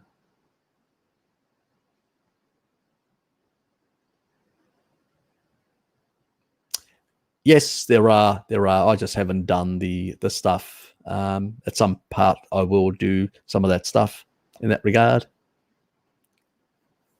But it's not necessary. You don't need fiber.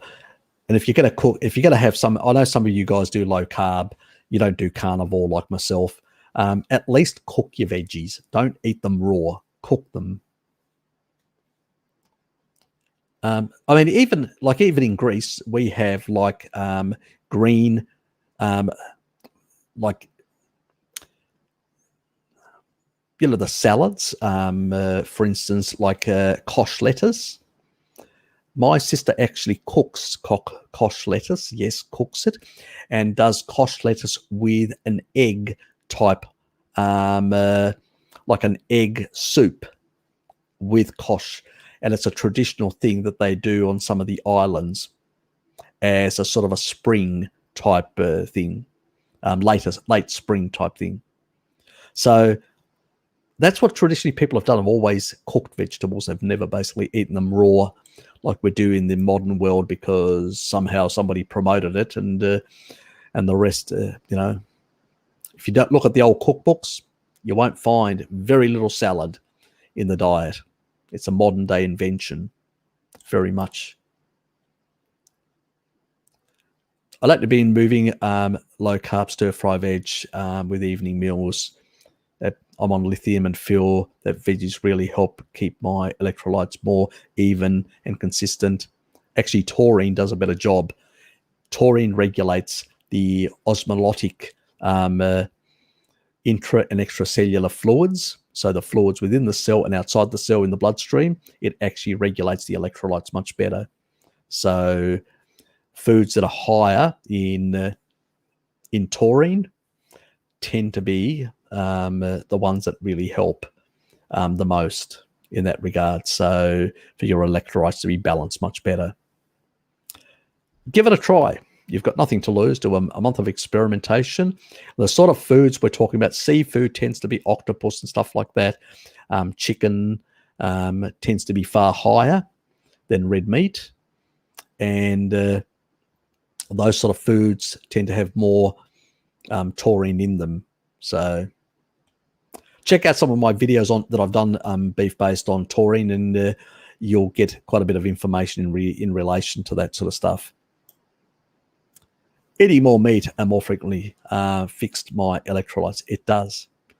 Do not have OMAD, high fat, fucked up my electrolytes big time. Yeah, that's why I don't do it. I prefer getting more meat and having 2 meals and making sure that I get sufficient taurine. And if I'm not getting enough, depending on what type of foods I have, I supplement a gram or 2 sometimes, here or there.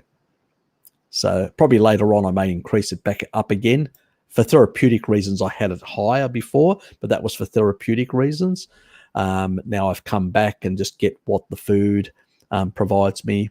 And yeah, I don't have electrolyte. People complain all these electrolyte issues. If you eat animal foods and you get enough salt in there and you get enough taurine in there, taurine is the big regulator. I probably need to do a specific one on taurine, specific one on the animal sort of nexus between electrolytes and all that. So I'll pencil it in. It's not going to be next week because I've got the other stuff that I have to do and I don't have enough time.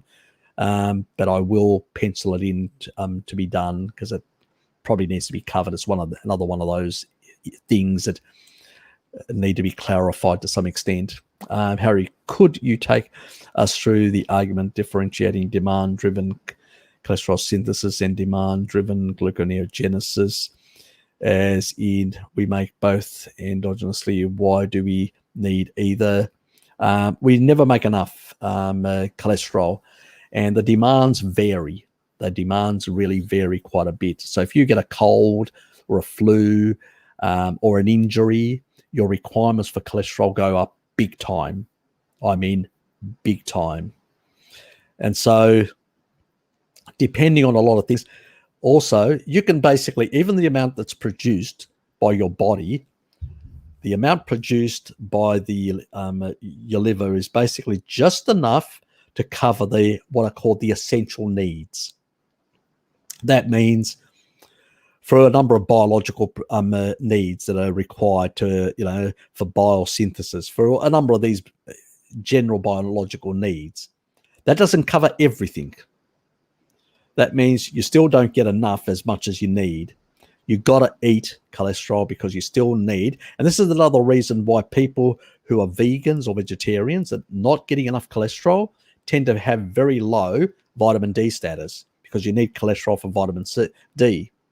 So that's another part of it. So it's really, it's like the body will synthesize taurine to a certain level or synthesize certain things, but you still need additional. It does part of it, but it doesn't do all of it. So you still need to add the rest in. So it's important. And the more is much better than less in that regard. So cholesterol is required beyond just what you can synthesize in that regard.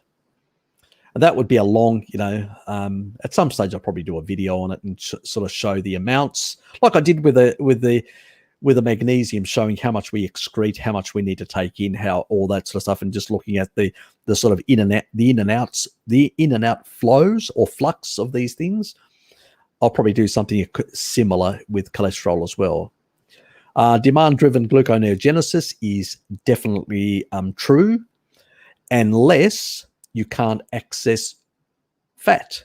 So if your insulin to glucagon, or your insulin is high, because let's say you've had a lean piece of meat and some sugar and elevated your insulin, your glucagon goes into the toilet. And as a consequence, you can't access hormone-sensitive lipase, so you can't access your fat stores. So you've got a crisis. Then your blood sugar will go up, and you will also use some of that protein since you can't access fat to produce glucose far more. And again, it's again demand-driven, but you just produce more glucose and other people that have got mitochondrial damage and can't actually can't utilize effectively energy, they may also end up upregulating certain glycolytic pathways as well for that reason. But that's usually a diseased or sick state that usually happens. Gluconeogenesis is demand-driven generally. And when you're in a low carbohydrate state and your insulin to glucagon is low, so it's, with a steak only it's 1.3, even if it's up to 4 or 5 or whatever, you can still get hormone-sensitive lipase to upregulate to some degree. It sort of drops off the higher the insulin goes to glucagon. But still, in a low-fat state, you maybe have an insulin to glucagon of 4. You still can actually, access that mechanism, but the fat when you're not eating, and that's why, vegans tend to lose weight as well, in a sense. But when you combine and you engage the Randall cycle, obviously you're going to increase that insulin to glucagon, and as a consequence, you can't tap into your fat stores, and so you will produce. It's still demand driven. You're just using more of your either way. If you don't get enough protein, your weight or glucose in, you'll just waste your own muscles. That's what happens to vegans because they don't have enough energy. It's a thing that basically I remember, Walter Kempner saying the thing. He used to basically whip.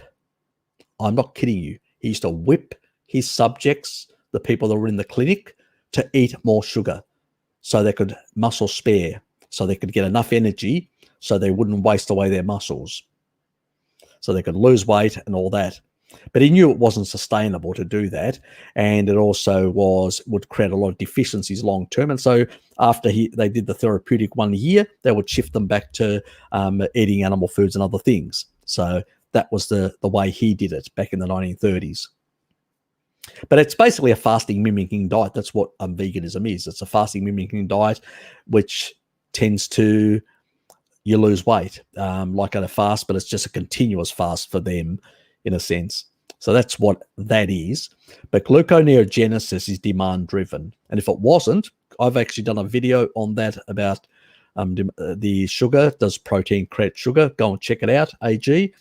And I'm going to do I've got another video, but I haven't done it yet, which also shows quite clearly that you can actually add shitloads of protein in. You can just stack protein in, and the blood glucose is like that.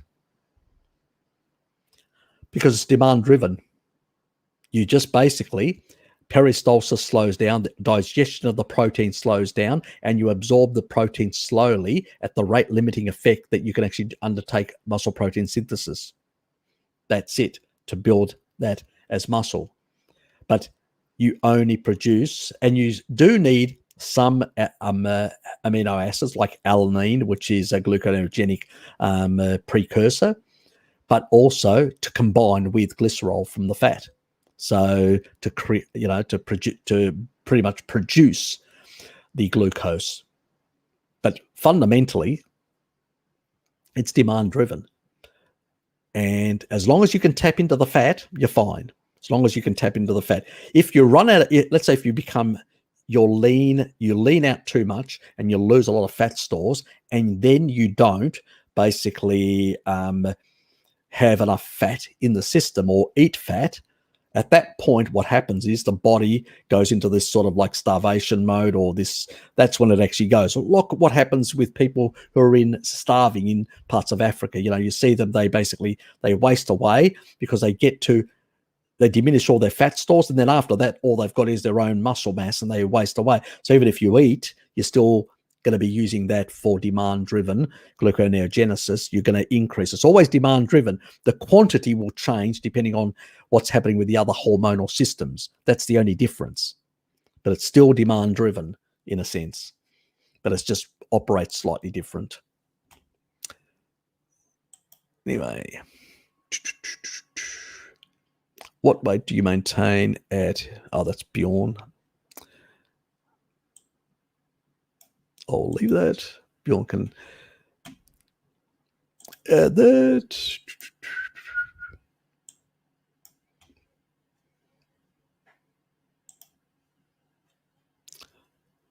Does yogurt lose a lot of the beneficial enzymes because it's heated? Thank you. Any heating to dairy products will lose a bit of nutrition, of different sorts. Depends the way it's prepared. I know a lot of the commercial stuff is. So, yeah, I don't recommend that. There are some raw yogurts, really good. There are some yogurts like European ones where they pasteurize and then they basically add back the bacteria, the beneficial ones, and the enzymes and stuff like that. And it's usually the French, Italians that do that, and the Dutch and a number of countries like that. And they usually have on the label, they'll tell you what they've put back. You can actually get kefir and actually build up through milk, a number of both, beneficial microorganisms, and then add that to your yogurt. I think NecroKitty does something like that along those lines. So there are a lot of different things you can do. You can actually buy different bacterial strains, like the lactobacillus bacterial strains, and combine it in your own yogurt and then build it up. And then so always when you've got, let's say, you've nearly finished your yogurt and you buy a new yogurt, then combine that leftover with the other stuff so those beneficial bacteria will grow in the new yogurt. And so it's sort of your base, both that and his way of adding those sort of things back in. So there's a lot of different ways people do it. unfortunately, a lot of the enzymes, unless it's raw, tend to be lost, which is very unfortunate. But it's just the modern world and stuff like that. But there are still some organizations, some companies that do produce some of that sort of stuff, so you can actually buy it, purchase it, and sort of put it into a mixture that actually allows it to, and with nutrients that allows it to be grown, and this is, all these sort of things. There's a lot of things that a lot of people do. It's really up to you and how much time you want to spend and how much money you want to spend and stuff like that, in that regard. So I'll leave that in. But yes, heating will diminish a number of these things, enzymes, beneficial bacteria, and a number of other things in lactoferrin, in dairy products and stuff like that. It's just, heat's a problem, and depending on how much they've used. So those very long life type ones have got basically, it's just, you're just consuming macros. You can forget about most of the micronutrients unless they're minerals. Eating more frequently works great for me when bulking. Yep. Dairies are safe. Yeah, dairies are really good because it's the extra leucine that you find, and a number of type aminos that are in there that help with muscle protein synthesis, and they sort of combine really well with the leucine. And it's got high sort of bioavailability. Dairy's actually got higher bioavailability, it's protein, than what red meat has. So it's more bioavailable. It's got the same bioavailability, 100%, like eggs have got 100% as well. So there's an advantage there. And if you add a bit of extra leucine in there, you're going to get more of that sort of stuff. So that's where dairy does play a role. And I've always said to people, train and then have dairy after, within that 90-minute frame window, because you're going to get the best results into it. Best hypertrophy, and then allow the next couple of hours where you have a steak and sort of like cheeses and stuff like that I have after. And cheeses and stuff like that have got more casein, which tends to basically be absorbed much slower, like red meat, much slower over multiple hours, 6, sometimes even higher than that hours. And so then you're taking that and you're just continually sort of building, because it's got leucine in it, you're continually building additional as you're healing and repairing, because you're not exercising and you're resting in a sense for that period.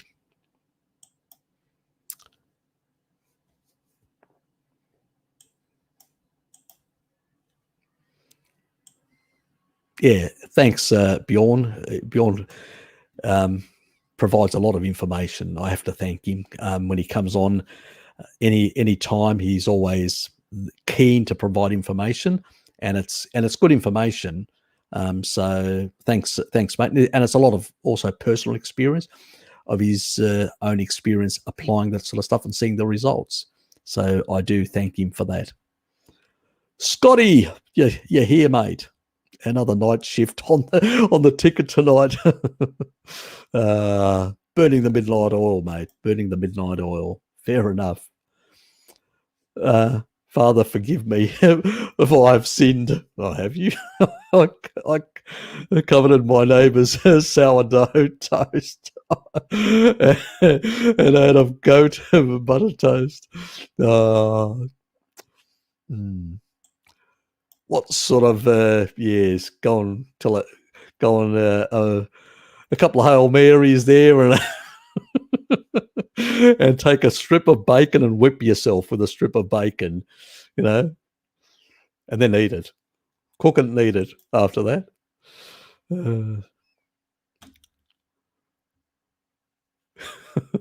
Yeah, I know. I mean, Greece is basically, like low, because they've still got the traditional breads, which they ferment over 3 days. And I know because a mate of mine used to work in one of the, nowadays I actually found out, my sister told me, she said they only do it for 1 day now. And I said, really?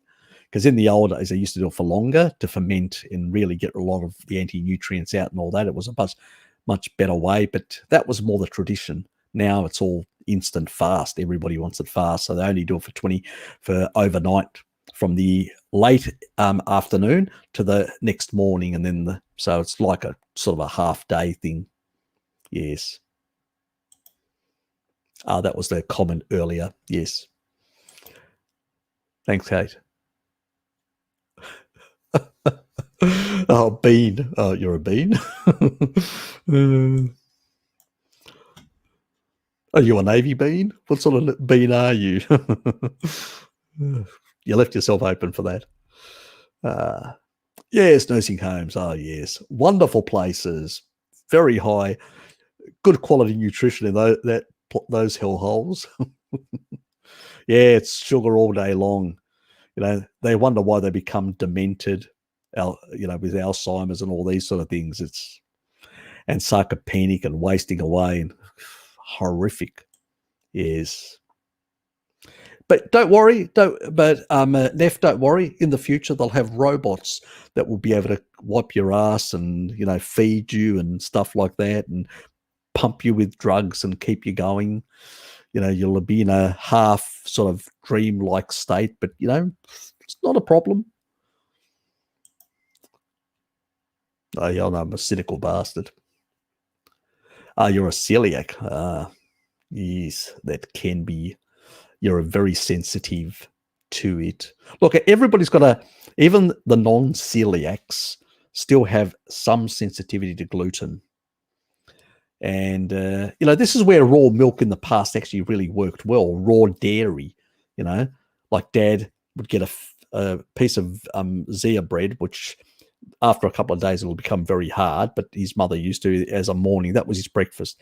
And she would put basically lard and whack, or butter, and then whack on top a large piece of feta cheese. And it was not feta cheese from sheep like we have in some parts of Greece, but it was actually feta cheese from goats. This was goat feta cheese, because that's what they had in that area. Even my dad's sister, she had a big herd of goats, and I've herded as well in that regard when I was a youngster. So I've got experience in goat herding as well. Just don't tell that vegan doctor, because we may have a bit of competition. And I don't want him getting close to my goats and doing something inappropriate. Yes, but the raw milk with the lactoferrin binds the gluten and a lot of the other lectins, and that's where I think people could tolerate some level of sourdough in the past, because they were consuming it with raw milk. They were definitely combining it with raw dairy. So that was the difference really in those days. I think that's why they didn't see those problems, because celiac has been around, Kate, for far longer, but we never saw those things. And I think the raw milk, when I say raw milk heals, I think there's a lot of truth in that. My observation is that most people are severely under-eating protein. They are definitely under-eating protein, and really bad amongst the elderly. It's endemic, to say the least. I see them wasting away. Even my father, I absolutely struggled to get him to start eating more meat, and he was cheating on me, absolutely cheating. I had to turn up and make sure he was eating more meat, and I checked his fridge and all that, because he was lying to me for some time. And I said, Dad, if you want to basically restore your muscle and all that, you've got to stop lying to me, and you've got to basically start eating more. And then as he started eating more, his digestion improved, and he started noticing he could digest protein much better, because I bought him basically taurine, and he uses taurine. And so he supplemented with taurine and all that, and it improved his stomach digestion of the protein. And now, God, he just sits there eating, big steaks and all that, which is great. So, and he loves it. He says, I'm so strong now. And, he sort of shows his muscles to the ladies of the Greek community when he turns up and does things like that. But old people. Anyway, pressing other old ladies. God almighty. That's all I can say. I hear some of other older gentlemen say, your dad, he's strong. He's, showing off his muscles to the ladies. And I'm going, oh, God. Oh God. Yeah. Old dog. Yes. But yes, very much, very important. Hey, very experienced in that. Hey. You know, you guys have got your sheep, we've got our goats, you know, I mean, hey, we get more buck with ours. I'll leave it at that without going into any more rude comments before the YouTube AI comes down and actually literally zaps me. I used to work for IBM, microelectronic technician in their Victorian factory. Oh, didn't realize that, zombie.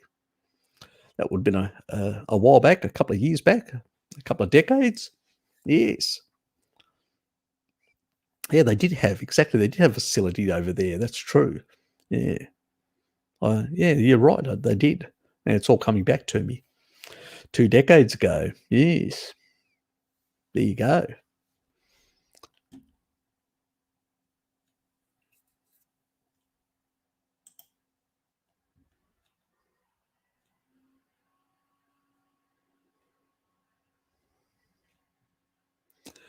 Many of them grew up eating organ meats, and so it would not stretch the butt to feed them organ meat. Yeah, look, a lot of people, if you go back, even in Australia, in the US, and many parts of the world, before the food industry really took over the supermarkets and changed everything and created convenience foods in the 70s, if you go back, people used to eat nose to tail.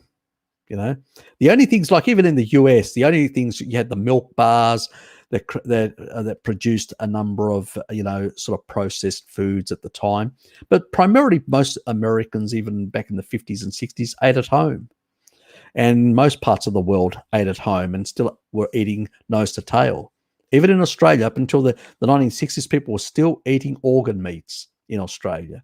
And then the 70s came along, especially the mid-70s, where a lot of the processed food came in. And then there was that transition between the mid-70s to the mid-80s. And then the food guidelines came in right at the middle of that and really just fucked it up for everyone in that regard. So I just realized that many F words I've said in this video. So yeah, okay. There's another unmonetized live stream for you. Yes, it's going to be a hard one to try and get a live stream that doesn't get that remains monetized in with my mentality. Anyway, shit happens. Okay, well, there's another remark. Are you hearing AI? I'm making all these remarks. I hope it disturbs you. Yes, probably doesn't. There's no conscious. It's just the idiots behind it that control it. Yes.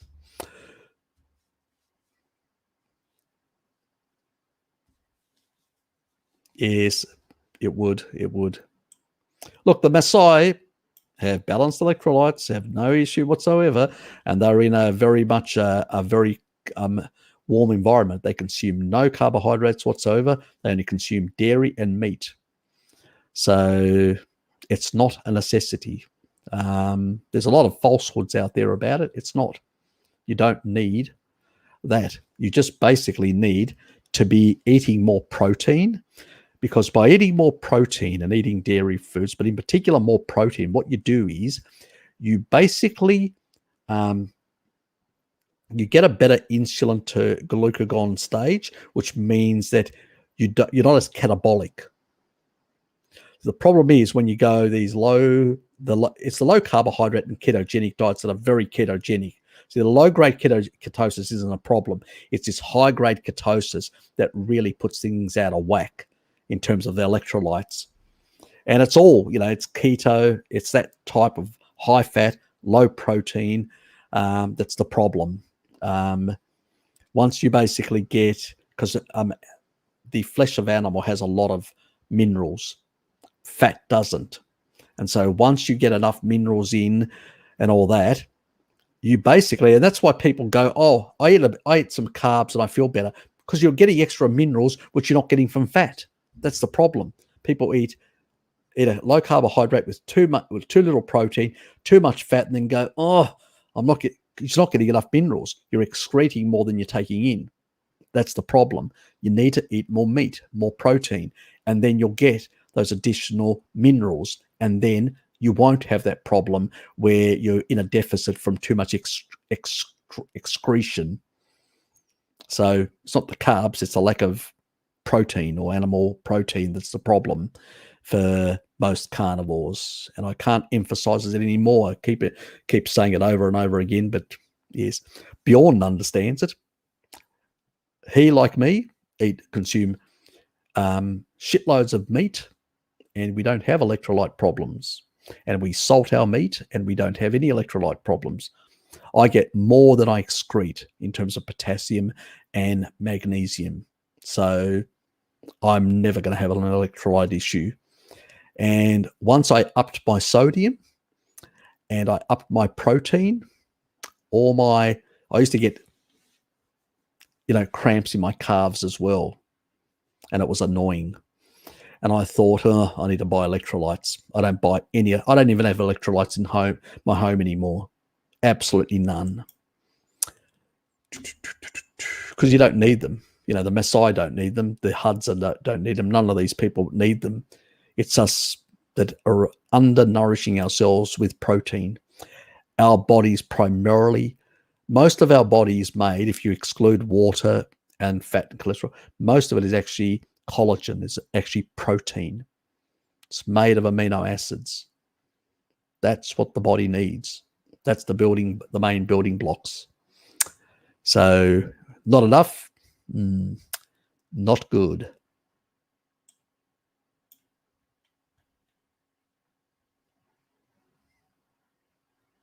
Oh, there you go. Similar areas. Scotty as well. Must be like-minded. Attract each other.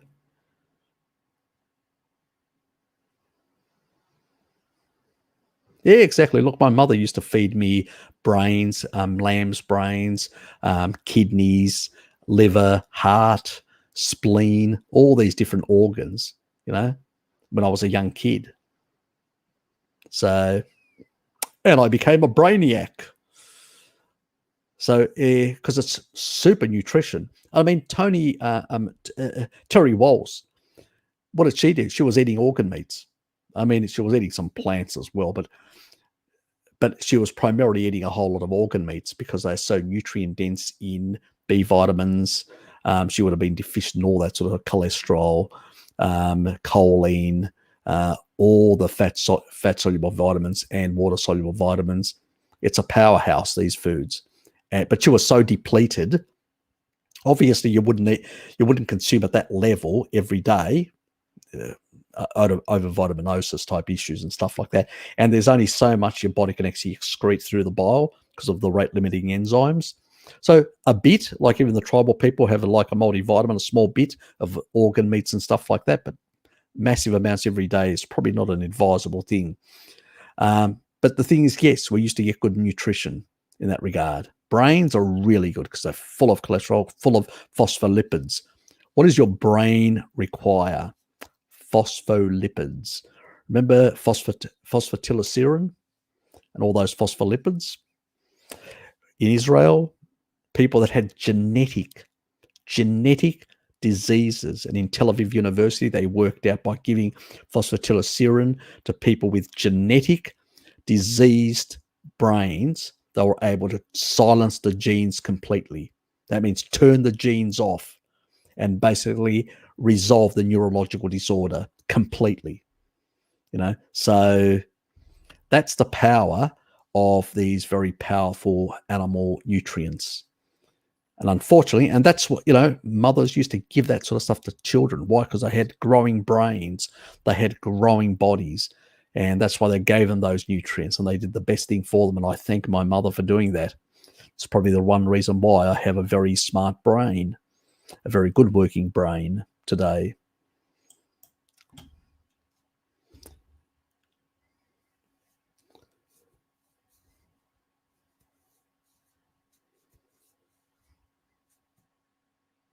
Okay, I'm finding it, this too, especially being on lithium.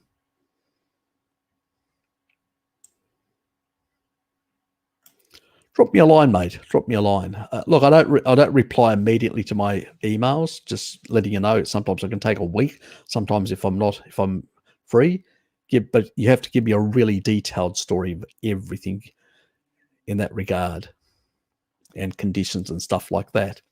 Because sometimes there are things and combinations you can do that can turn off or silence certain genes.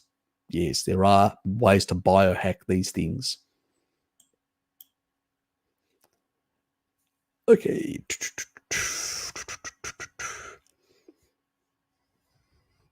Actually, the Zea bread is one of the lowest. It's practically got, some people call it a gluten-free bread. I don't. It's still got a very tiny amount, but it's so small, it's insignificant. That was the ancient bread that Greeks used to use. It wasn't, not all Greeks used to consume bread. And if they consumed it very little here or there. It was just like more to, as like a sponge to clean up their plate or whatever. And still they do it like that nowadays. I mean, if you go to village people where they'll have bread, they'll eat the food and then they'll get the bread and just wipe their plate with all the juices and pick them all up with that bread. So it's more used for that purpose. That's how my auntie used to do all these older people in the villages. So, because usually they used to cook sourdough and then they would have that for the whole week. And they'd just cut slices out of it. And it was just hard, becomes hardened, and they just cut slices out of it. Because that's what, it was very high in protein. Like Zea bread is double the protein of current breads. And that's pre-hybridized bread. That means the bread that was before they hybridized it in the Green Revolution. So that bread basically had half what Zea has in terms of minerals and also protein, but also has less. The Zea bread also has less, things like lectins and anti-nutrients, which is a good thing. So a lot of the nutrients are more bound to the protein than bound to these anti-nutrients. So, and when you ferment them like the traditional way with 3-day fermentation, you can imagine it's not the same as modern bread in that regard. And they consume much less because they considered it not an essential food anyway. I mean, because the Egyptians used to consume a lot of bread, and we know how unhealthy they were. And just check Michael Eads' stuff on Low Carb Down Under, and he goes into the discussion about the Egyptians and their health problems and even cardiovascular disease before sugar existed or seed oils. So, and they had a very high carbohydrate type diet, like is recommended nowadays by the Vagunarized, sort of academic elite. But they used to have a nickname for the Egyptians called artophagos, which means bread eater. So they used to call them softies because they were bread eaters. They didn't eat as much meat like the Greeks. So it was a derogatory thing that they used to have them. So it wasn't a main thing, part of their diet, as I've shown the N15 data for the ancient Greeks. But they did have some, and we have to recognize that they did consume some of this sort of Zea type bread in that regard. And it's probably less of a problem for people that have got intolerances to gluten. Not at all, yes. Some people can really be reactive, yeah. And it's really hard to get Zea bread anyway these days. Like in Greece, there's only a couple of places that actually sell it still. It's usually in small towns and small, and in Athens, it's usually like specialist type outlets, and it's quite expensive compared to the general stuff. So yeah.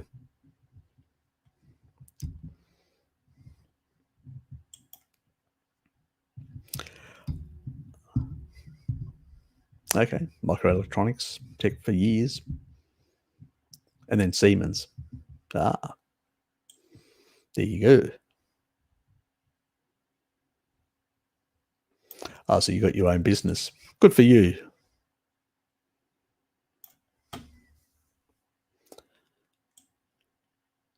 Yeah, I still, outside my work, I still do other things, and back and forward. I've worked for corporates, and I've worked for myself, and back and forth. So when I retire again from corporates, I'll probably go and do something myself again.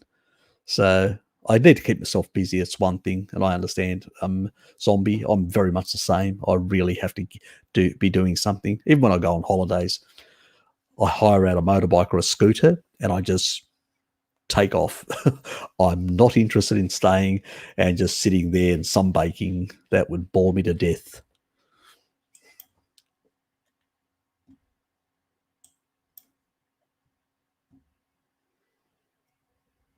Yeah, she is. She's an interesting woman.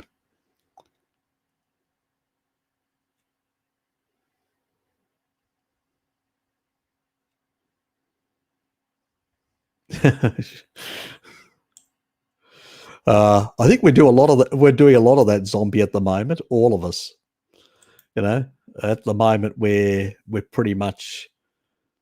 I'm trying to find things to do, outside the YouTube stuff and work. I'm trying to generate other activities, other things. So yeah, you got to constantly try and push yourself to do those things, because sometimes it's easy just to sit at home and go, yeah, So, like even my Saturdays, I get up and I go for a walk, rain, shine, whatever. I put my raincoat on, and even if it's pouring, I'll go for my long walk with my brother Sean, and we'll just talk shit, but we'll go in the rain and we do it. You got to push yourself and just say, I'm going to do it, whatever, and do things like that, and just incorporate them in your life. Very important.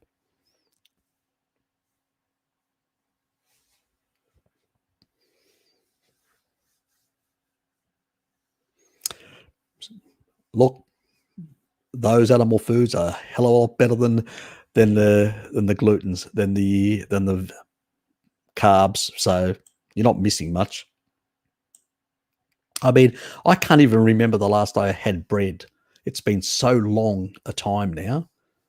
Because even before I became carnivore, I abandoned bread, because when I was doing keto and low carb. So it's, God, I mean, what is it now? It's a lot of years, 6 years or maybe more. I can't remember. It's been a very, very long time, so can't see the value whatsoever in that sense. And I also have come up with alternatives, like I buy my pork rind and I combine the pork rind. Before I was doing some idiotic things, I know, like we all do. I did the same shit, getting this sort of the coconut flours and the almond flours, oxalate, heavy oxalate, and those sort of things, and creating sort of these sort of keto breads and stuff like that. Yeah, I went through that stage as well, creating keto burgers, as I called them. Now I basically I order my pork rinds, and I combine that with mozzarella and eggs, and I make my own sort of carnivore type for my beef patties and stuff like that, or I make a base for a carnivore pizza and stuff like that. So yeah, so there are alternatives and all that. If you Google there's a lot of recipes now, carnivore recipes out there compared to the past. And even my next door neighbor, Ling, because she's gone pretty much carnivore now as well. She was low carb, but she's, switched as well over. Mostly carnivore. She just got a few things here or there. But she makes, these really nice treats, which are all, creamy. Like she'll get cream and sort of combine cream, eggs, and cheeses and stuff like that, and make these sort of carnivore little cakes or stuff like that. So very decadent. I have to thank her for that sort of stuff. So really enjoy them. Yes.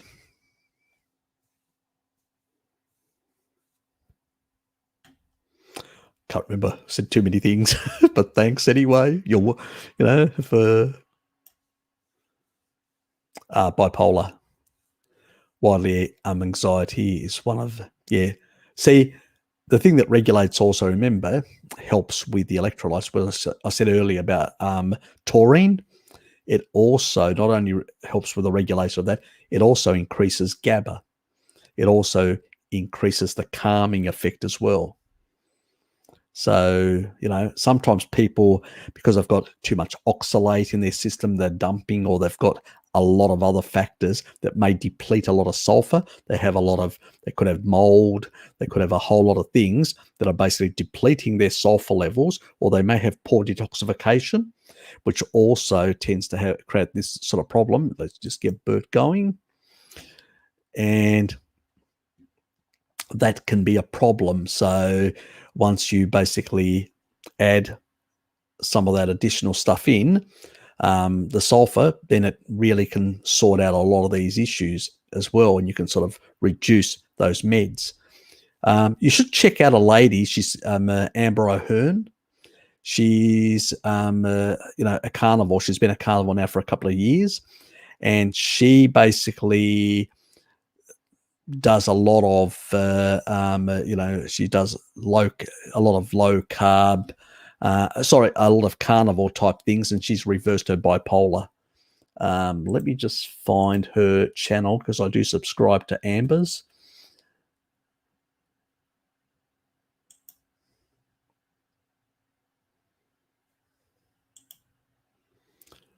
Okay, let me just go through my subscriber list. Click.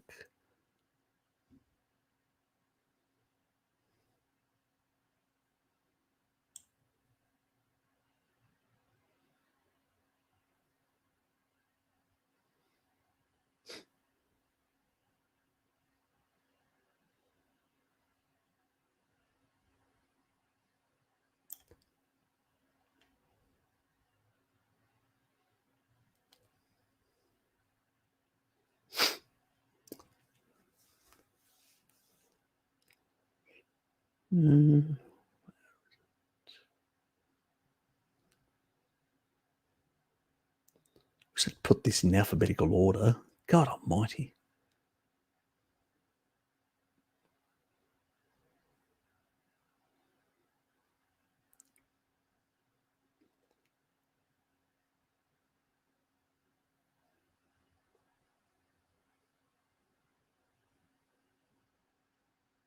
Knowing my luck, there it is. Didn't realise it was that far down.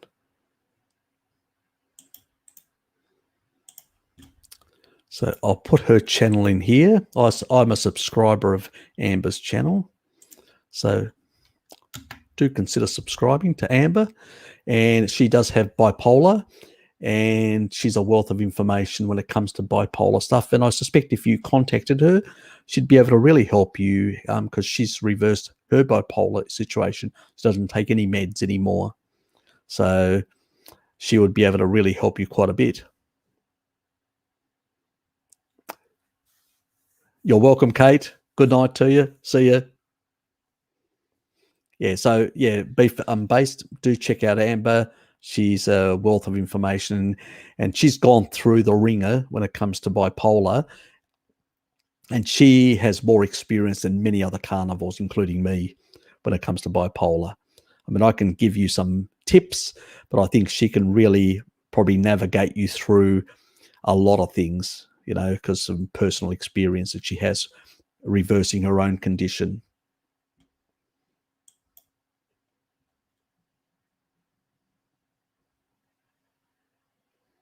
Cleaning is good money. No one wants to do it exactly. That's true. No one does. I actually do know one guy that actually he does a lot of cleaning and stuff like that. So yeah, but not many people want to do it, even though some people are actually doing other jobs and actually getting far less.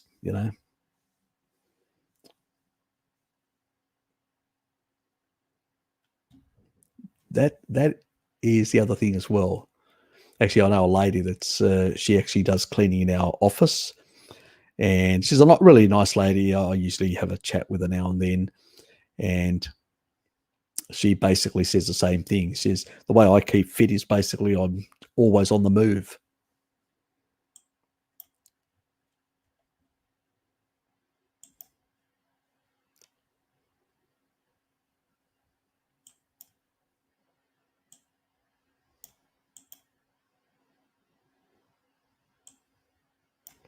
Yeah.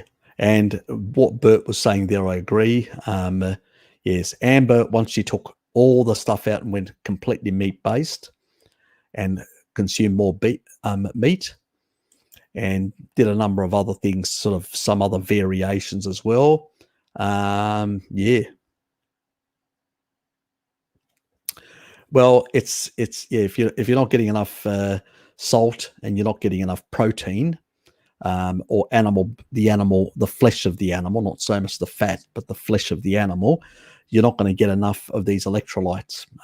People just undereat, and then they're forced to consume plants to get some of the extra minerals that they're missing, because the fat doesn't have a lot of minerals. It's got fat soluble vitamins, but not enough, the stuff that you need. You need the flesh. If you're not eating enough protein, the flesh of animals, you're not going to get enough of those minerals. And that's where, because there's a certain amount that you excrete. I have done videos on magnesium and potassium and the excretion rate and exactly the foods to combine and the quantities that you need on this channel. Go and check them out, which will give you that information of how to look at your own diet and see the sort of elements that you can add, and make sure, because when you're in a low carbohydrate state, your insulin to glucagon goes down. So you basically can excrete much easier sodium. So make sure you up your sodium, because that actually increases the excretion rate. You want up your sodium to stop the excretion rate to the level that is the normal excretion rate. If you don't have enough salt, because you don't have enough insulin to hold in that's the fluids. It's actually the retention of fluid that raises the blood pressure, but also holds in more of the electrolytes. And this is why Walter Kempner required his people that did this low fat diet. You should check it. The one that I did with Pim, it's in my playlist. If you go to my playlist and you look at Pim, my chat with Pim, you'll actually see this low fat diet where they actually had no electrolytes. Walter Kempner gave them no electrolytes, just iron and iron supplements. And basically it was 2% fat, 4% protein, and massive amounts of sugar. The rest was all sugar. And he actually whipped them to make sure they were consuming enough to get enough energy in, so they wouldn't waste muscle, because they were getting so little protein. And in order to not, without knowing, he accidentally stumbled on that if you actually increase the protein or the fat, then you would engage some sort of Randall cycle system and things wouldn't work properly. But he didn't understand what it was, because it was, 33 years earlier. So the science wasn't there yet to basically explain these mechanisms at the cell level, in terms of the energy flux in the system and how it's regulated, and what happens when you combine things in a certain, in certain combinations. That wasn't known, but he knew that if you take out all that and you just add, you get these reduction of fat and improvements in number of tissue. The vegans don't understand this, and that's why they don't get enough calories, and then they waste away because they're on a fast continuously. The only person that understood this slightly was Durian Rider, and he says that the majority of vegans, but he claimed that he found this out from Ansel Keys. Wrong. This was basically many years earlier. It was Walter Kempner, and that's how Ansel and many others found out about it. And it basically means, and Ansel learned that from his experiments that he did on conscientious objectors, where he gave them a reduced calorie, and they went all literally insane and started eating. Ones even went out, one bit one, another one went out and actually started eating grass, literally off his show. But once they actually put back all the carb calories, then they were, fine. But that's the thing that he learned from Walter earlier. It wasn't Ansel Keys, but that's what the experiment. It's energy. So if you can't tap into your energy in a certain way, you need to get it from some part. And when you raise insulin, you hold in, you retain more water, but you also retain more electrolytes. That's why you don't need more electrolytes under that sort of diet. It can make things worse. It can actually increase the blood pressure far more when you're on very high carbohydrate. That's why he eliminated all that. When you're low carbing, your insulin drops, your water retention, and your ability to hold on to electrolytes drops as well. That's why you need more salt. In the past, it wasn't a problem because before refrigeration, we used to salt 10 times, consume 10 times the salt that we consume today because it was all the food was salted heavily to be maintained. And that's why. That's okay. That's Phil behind the stream. Thanks. It's highly like I was consuming too much fat. Exactly. It always is the case. It's crazy out there. Everybody's going, I have high fat. And you're eating too much protein, they say. And what happens is all these people get electrolytes and they say, you need to take electrolytes. Did our ancestors need to take electrolytes, or the Maasai, or the Inuit, or all these people? What a load of garbage. They don't understand physiology. They do not understand physiology. And because they don't understand how these things work, that's why they get into trouble constantly. So,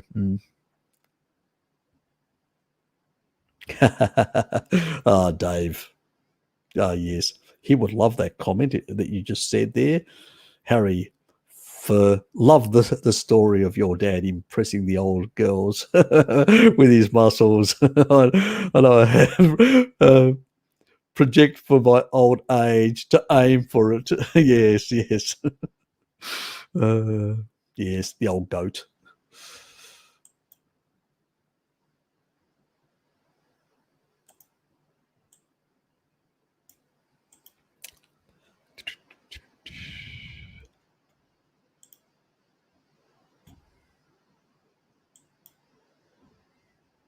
It was my birthday the other day. Happy birthday, Kate.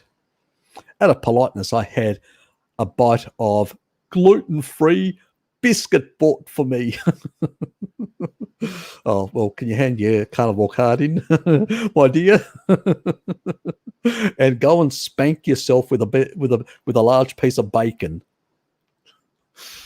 It felt like it burnt my skin off my mouth. Is that from not having eaten carbs for 18 months? Yeah, look, your oral microbiome and your gut microbiome change. And the reality is we just don't have the enzymes or the microbes that deal with that food when you haven't had it for 18 months. And yes, your body can react like that because it's taking something in that it can't deal with, because those enzymes and the bacteria that are required and the amylase can actually downregulate the production. So you basically can really find yourself, I'm really finding it hard to digest this. Yes. So remember, a lot of the tribal people, when they check them, they find that their actual amylase are much lower. And it's only when they actually look at tribal people living like in cities that are ex-tribal people that changes. So it is dynamic. Your body can, that's something that we inherited because before we were plant eaters. So we've always had this capacity. It just can be upregulated or downregulated depending if we're taking something in of that sort. When you haven't done it for a very long time, you're going to have that some reactions of that sort. Yeah,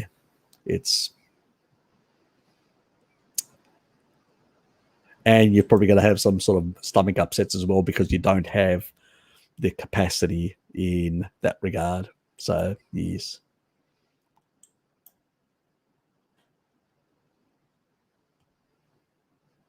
So when is lamb-based a thing now?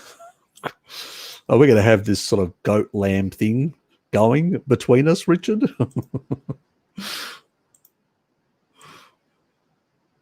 Netflix is too hard. Duck-based. Wales. Oh, yes. We have been sold a lie. There is a 72-year-old bodybuilder who eats 6 eggs for breakfast and who looks 50. Remember that old geezer that consumed 24 or 25 eggs on average, 24 to 30 eggs a day?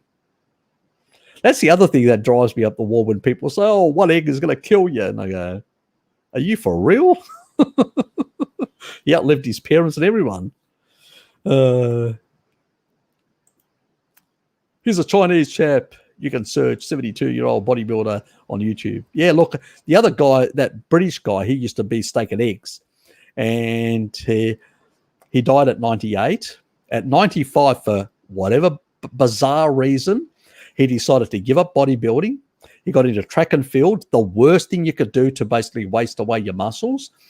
And basically, 3 years later, and changed and went more plant-based. 3 years later, he died. Yes, what can you say? That really worked for him, didn't it?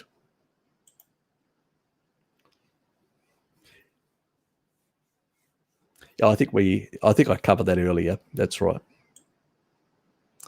Yes, I've got videos for that, and there's also Paul Mason has also done stuff on relating to colon damage from fiber and diverticulitis and a number of those things. So it's that's the study that he shows. There's a couple of other studies as well.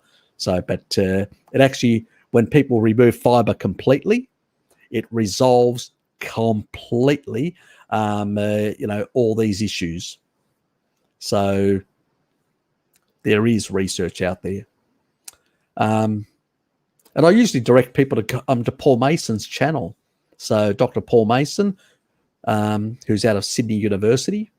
So he's really good in that regard. Let me find his channel as well.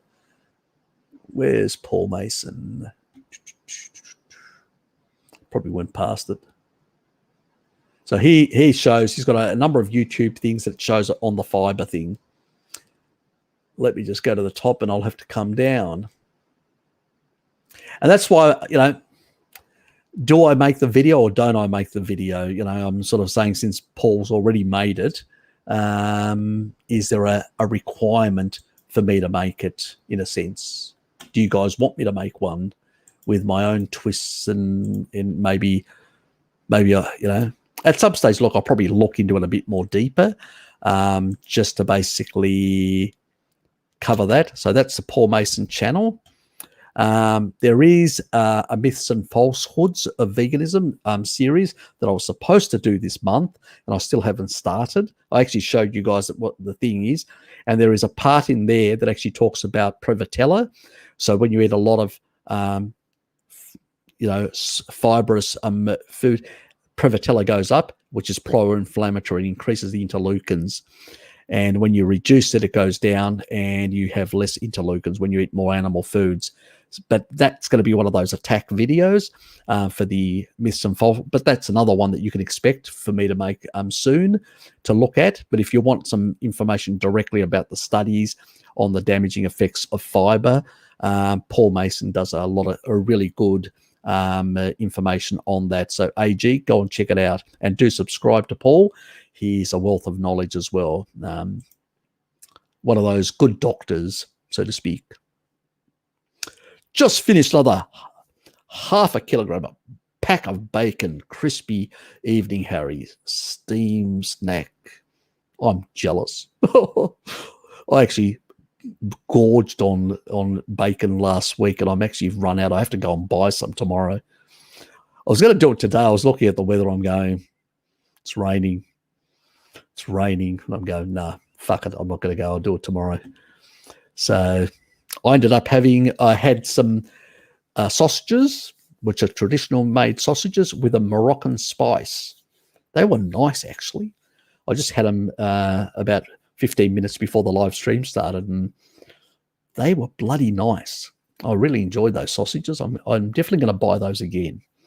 So I had some other ones which were for a Tuscany variety, an Italian Tuscany variety.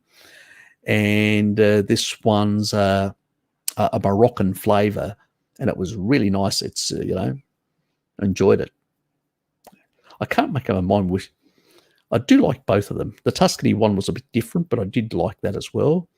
But definitely this Moroccan one has a similar spice. I forget the name of it. It's a sort of a what is it called? I've used it before in my keto days. It's sort of like a cross between a red and purple color. It's sort of it's a reddish purple or something like that as a spice. I can't remember the name, if anybody can remember it, but it comes from Morocco, and I think in other parts of North Africa as well. And man, and it has a tangy taste. It's sort of a bit of a tangy taste to it. It is really nice as a spice. I really enjoyed those sausages. Need to get some more next week or this week coming. I should check this person out. Ah, yes. Oh, look, I think these sort of people are I look at the British bodybuilder before he went, off the reservation, into the plant, track and field world. But that sort of stuff gives me, says to me, if you do that, you're going to be robust and strong into old age. And that's what I want to be. And I think that's what we all want to be. We want to be like those, don't we, Bjorn, like those rats, 70% protein and lean and muscular and strong as and everything else. We won't go into the other connotations that I usually throw around. We don't want to excite the natives too much. Exactly. They are. In ancient Greek as well, in a lot of different populations of Europe. Yes, they are. It's just shocking how we've lost some of those traditions, and especially, I think it's the sort of the hamburger Americanized thing that came in through the 60s and 70s, and that sort of displaced a lot of these traditional foods, and for whatever reason we sort of turned our back on pigs. And yes, yes, I love the pig.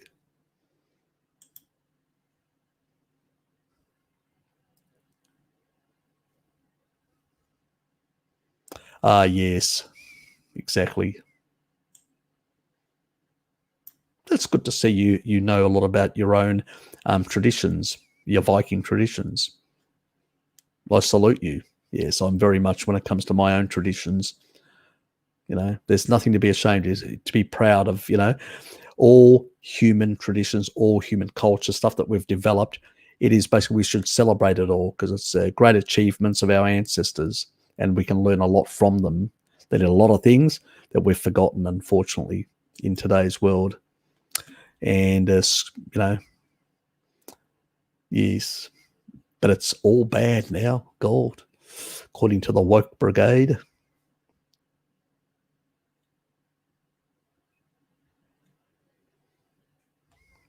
I'm very much a brie. I do.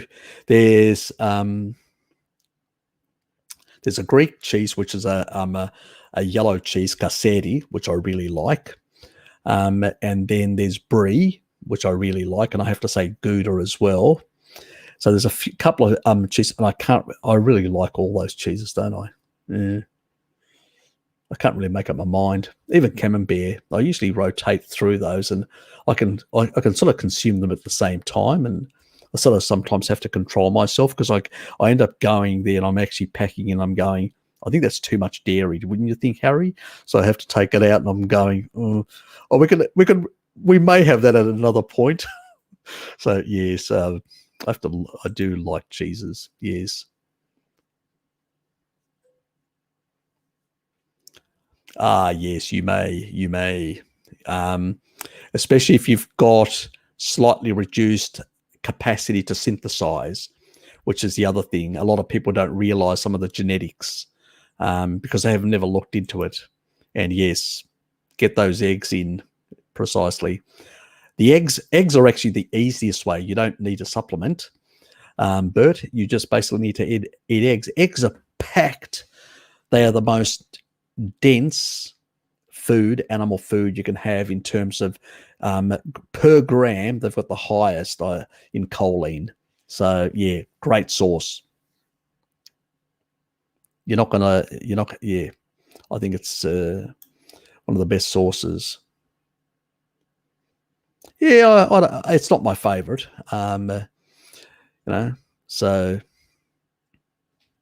I have to say brie is my favorite. It's so creamy and yes. Anyway, most of the guys at work know me as a brie addict. I sort of become a recovering brie addict, and then I sort of succumb back to the addiction. So yes, I'd have to say my favorite cheese, really. Yeah, brie. Yeah. God. God, I'm absolute a weakling when it comes to brie. If that's all if that's the only option, it's a very small amount, and if it's still got a long date on it, if it's old, I wouldn't buy it because of the oxidation. But if it's still going to be far better than all the other garbage. If you can find one even without any, like it's got there are some stuff out there which is just plain vitamin D. Yeah, and what they do is they put a nitrate in to stabilize it. Like they put in processed meat and stuff like that, or exists in green leafy vegetables, nitrates. Yes, so they attach a nitrate to it to stabilize it. And then obviously you're going to have it with an animal food at midday to get the fat, because it's a fat-soluble vitamin. So that's the other option if you can.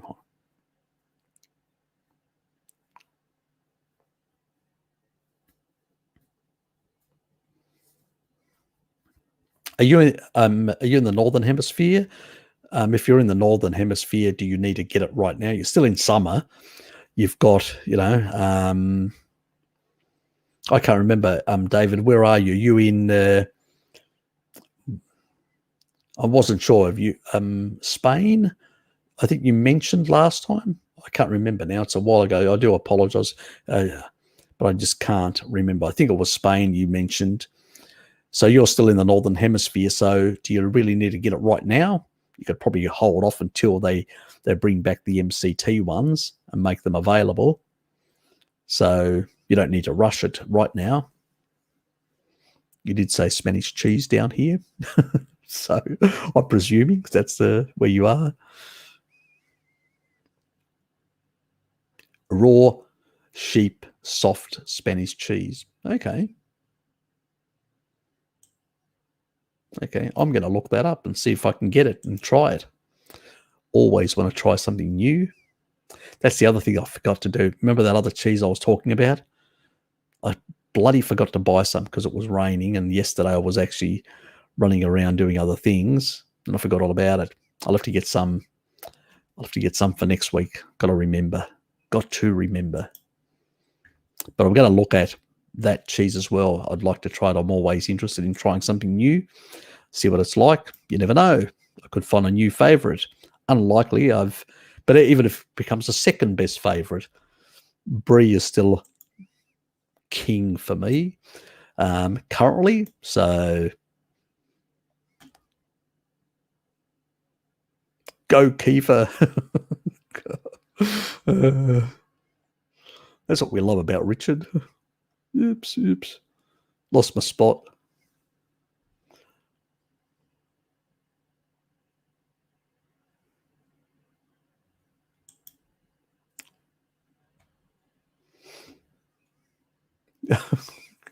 Did I say it? Yogurt. Yogurt. I'm a teaser, beef based. I still have a bit of child in me. Yes.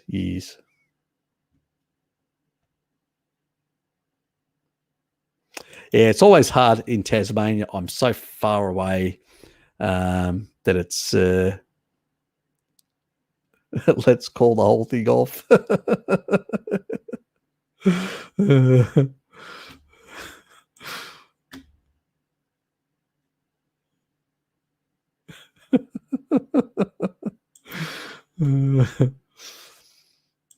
You guys are having too much fun.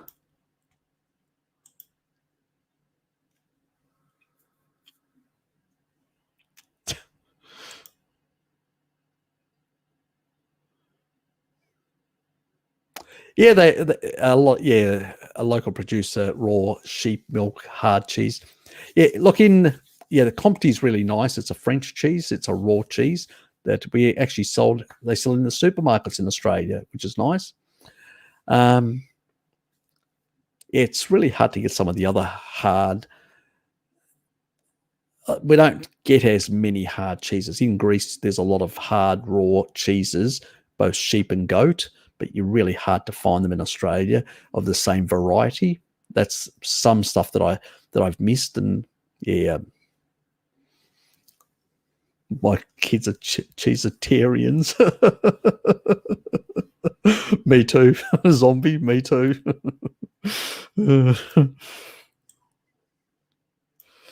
Yes, I love my cheese. I couldn't, luckily I'm, lactose persistent. I couldn't, it'd be a nightmare if I ended up at some point in the distant future. It's not going to happen, but, lactose, or dairy intolerant. God, that would be the worst thing that could happen. I could give up beef. There's other animal foods, but dairy, that would be awful. That would be horrendous.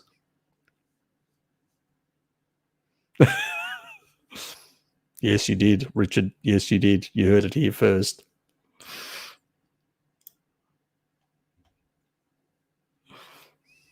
So David saying brie was his favorite until he discovered another cheese. I have difficulty pronouncing these names, so I'm pretty much hopeless with. It's a childhood thing that I've always had. Until I discovered, when I get there, I'll read it out because I'm going to struggle. I know. Would it be okay supplementing with vitamin D without K2? I eat quite a bit of cheese. You should be getting enough K2. So you don't have to worry about it. Cheese or dairy is quite rich in K2. Eggs are rich in K2. So, and even meat has got some level of K2, the fat. So if you're getting all that, and if you're eating pork, that's got a lot of fatty parts, there's plenty of K2 in that as well. Chicken as well has got a lot of K2. So I don't think people on a carnivore diet really have a K2 deficiency or need to necessarily supplement. The only high doses of supplementation I usually is when people have a lot of calcified soft tissue because of older indiscretions in their diet, and now they have to reverse a lot of that. That's the only time. But you've been pretty much carnivore for some time beyond, many of us as well, eating a lot of these foods that are rich in those fat-soluble vitamins. So, nah, you don't have to worry. And you're only doing 5 to 10,000 IUs, which is irrelevant. We're talking about hundreds of thousands of IUs every single day for months before anything becomes an issue. And even then, it doesn't unless you've got a deficiency in retinol and K2. Harry, are there any studies acidophilus and why it's bad? I've talked about this before, about acidophilus. It's not all acidophilus. I think I made it.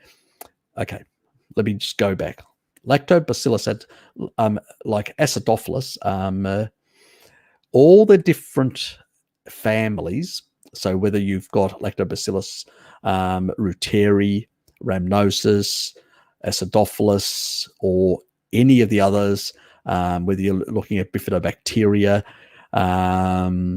even the E. coli, there are, remember the metaflora, which is the German thing that actually is a variety a strain of E. coli that actually is beneficial and fights pathogens and is really good and protects you from things like dysentery and stuff like that. So it's the reason why I populated myself with it, because I go into the tropics.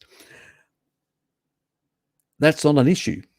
So it depends on the type of Acidophilus. So Acidophilus is a family, and that family has got different strains. It's a bit like, think about the flu, the influenza. It's got influenza A, influenza B, and all that. Bacteria the same. There's a family, and in that family, there's a whole lot of different strains, and they got these numbers against them. And that's why you need to know some of those numbers can be pathogenic, beneficial, or neutral, no effect.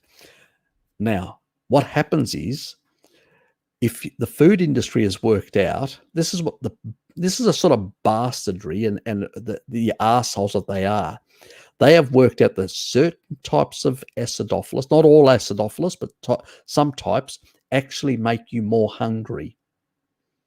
So they put it in the yogurt, they put it in a whole lot of different food, not in a yogurt, but even in other processed foods. They add this Acidophilus. When you see in a processed food Acidophilus, you know they've added the varieties that are going to make you hungrier. They want you consuming, buying more product. They're a pack of bastards, basically. And this sort of practice should be completely illegal, that they're loading up the food with things that are making people addicted to the food, even at the bacterial level. You know, changing your gut microbiome to make you more of a consumer. These people should be tried as criminals, you know, as far as I'm concerned, for doing these sort of things, especially with the obesity epidemic and all the other conditions that we've got. It really angers me, this sort of stuff. It triggers me quite a bit. So yes, there are studies that actually show. I've actually shown them before. I've actually done on. If you take a look at the ones that I did on all the Ruteri stuff and all that, I did cover some of these strains, so you can actually go and look at those videos and you'll actually see the sort of stuff. But I was going to make one specifically for the Acidophilus, but I didn't get around doing it. But at some stage I will. There's a few other things that I need to do at the moment. Yes, we live in a crazy world when the food industry can deliberately, knowingly spike our foods with all sorts of things to make us addicted. Yes, sounds like the tobacco industry adding more nicotine into their products to make us addicted to more of their smokes. Sounds like a similar thing.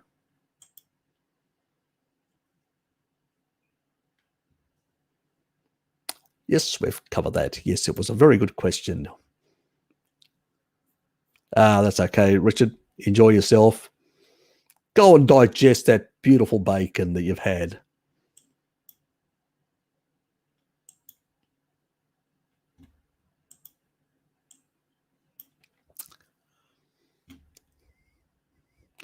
In the most amazing deep sleep the other night after eating a pound of liver was a couple of months since my last liver meal. You know, actually, thinking back, interesting. I think I may have had a similar effect when I consumed a large amount at one stage when I hadn't actually consumed liver for a while. Maybe. Sounds, maybe. I could be wrong. I could be, yes, we are getting old. So, llama, you've turned up. You've changed your, you've de-llamaed yourself. Damn. I used to enjoy the llama. Now you're just like an angry little brat. Yes.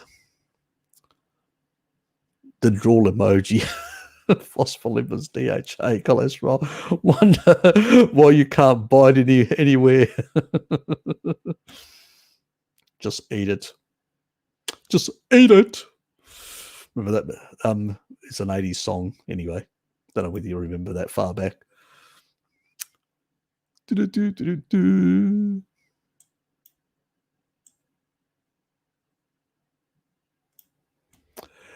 Yeah, not in Tassie, unfortunately. Maybe in Queensland, but not down here. You know, it's much more difficult. And they've got funny behavior, some of the people down here, because they go, we don't actually, we'll liver and maybe heart, but, the other stuff. And yeah, they're a bit strange.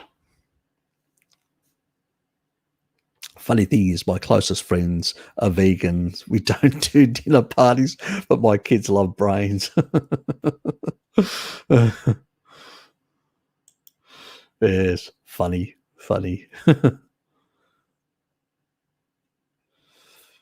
Actually, I don't have any friends. I was never a vegan, never a vegetarian.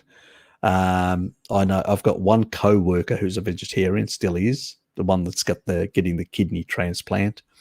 And yeah, I sort of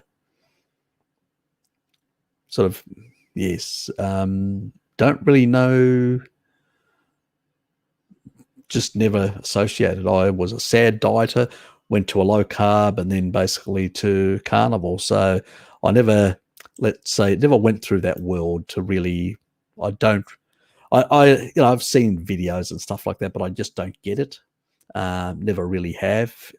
Maybe because I used to hunt. I slaughtered animals with my father and all that, and even now I usually get to do the deed, so to speak, to cut up the meat and cut up the stuff. So I'm normal. That's normal to me, and I don't have these strange thoughts about animals. Yes, I'm a species. How awful is that? Even based on Darwinian logic, all animals are species. They prioritize themselves, and if they don't, they cease to exist because, as Darwin pointed out, you either adapt or you are snuffed out. And so all animals are species. You want to test that method, I would say to a vegan, I'll put a big bull, I'll put a whole lot of hay over there, and I'll stick you in the middle and see how it tramples all over you to get to the hay, to the food. Exactly. Yes. Absolute idiots they are. Then they say they're at the top of the food chain, and now they're devolving into veganerized idiots. Yes.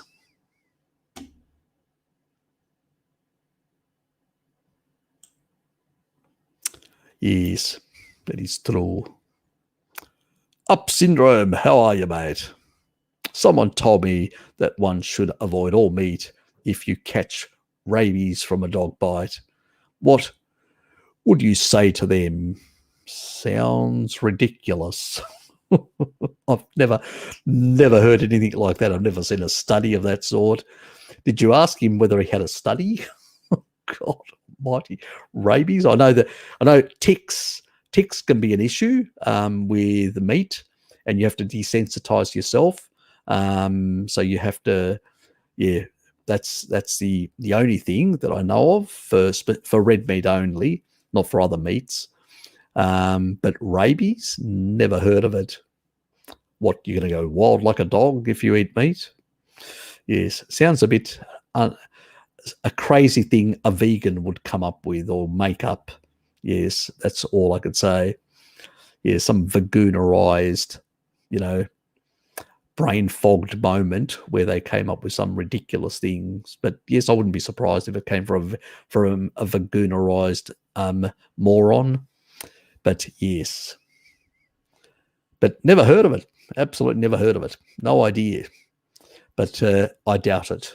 And as I would say to those people, show me the evidence, show me the studies. All my Vigo,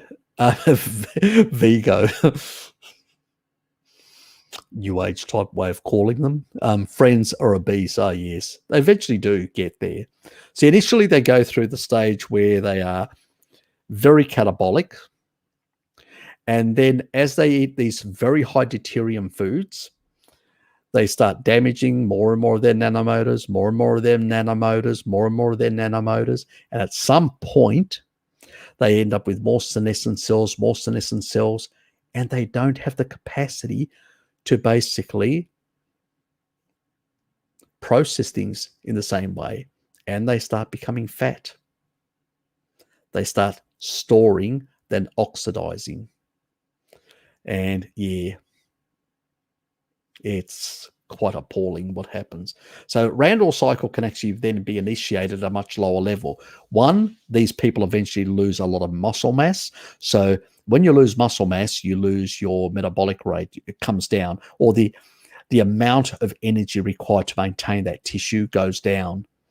So when it goes down, and you've also fucked up your mitochondria, and so you can't oxidize as well, then basically when you take in the same amount of calories or the same amount of energy, you're going to be basically storing that because you can't deal with it. It's too much, the flux of energy that's coming in.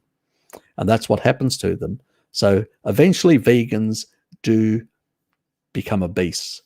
And they're actually becoming younger now, obese. And that's actually happening due to another factor, which is they're engaging the Randall cycle. So it's the new, what I call junk food diet, or SAD diet 2.0, or the vegan SAD diet, or the veganerized SAD diet.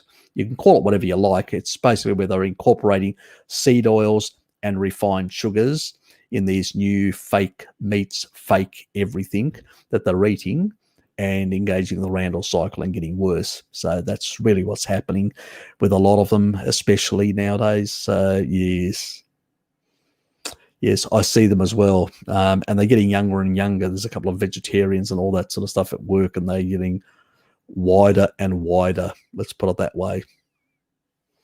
So yes, definitely having a love affair with Mr. Randall.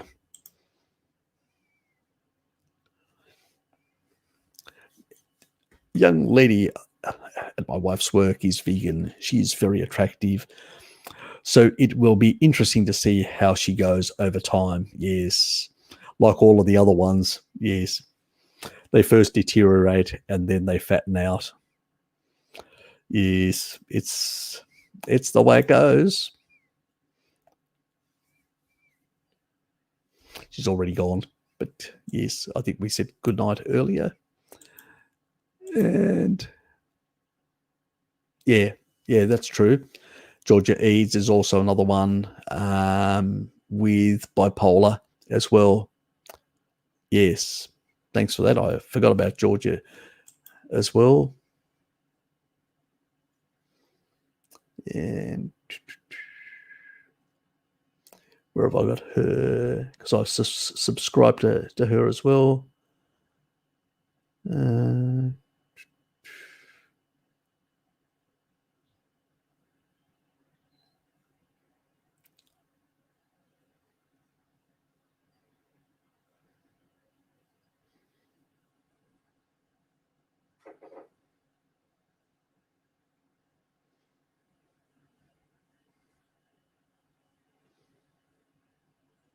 Where is she?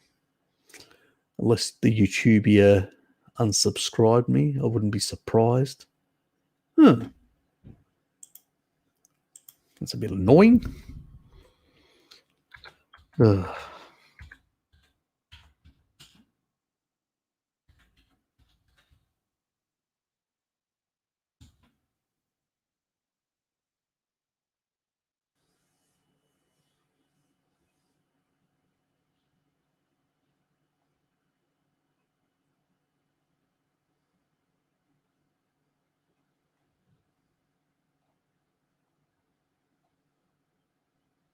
No, I'm not actually on that. Now I now remember.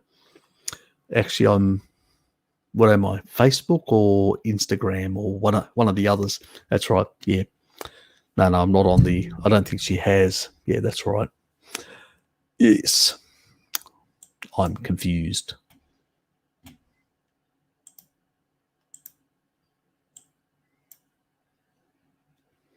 That was earlier. Yep. Yes, we covered that. Dirty old man.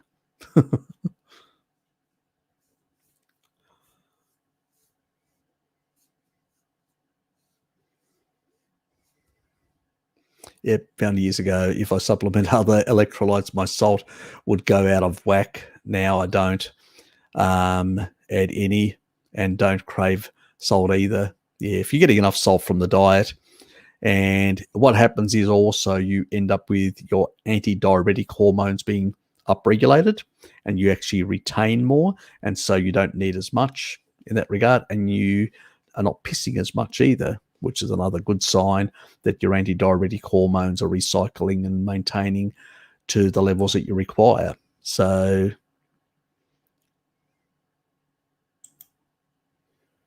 I like salt because I have a tendency to lose more. Some people do. It varies, and so I do use quite a bit. So there are variations in those genetics to some extent.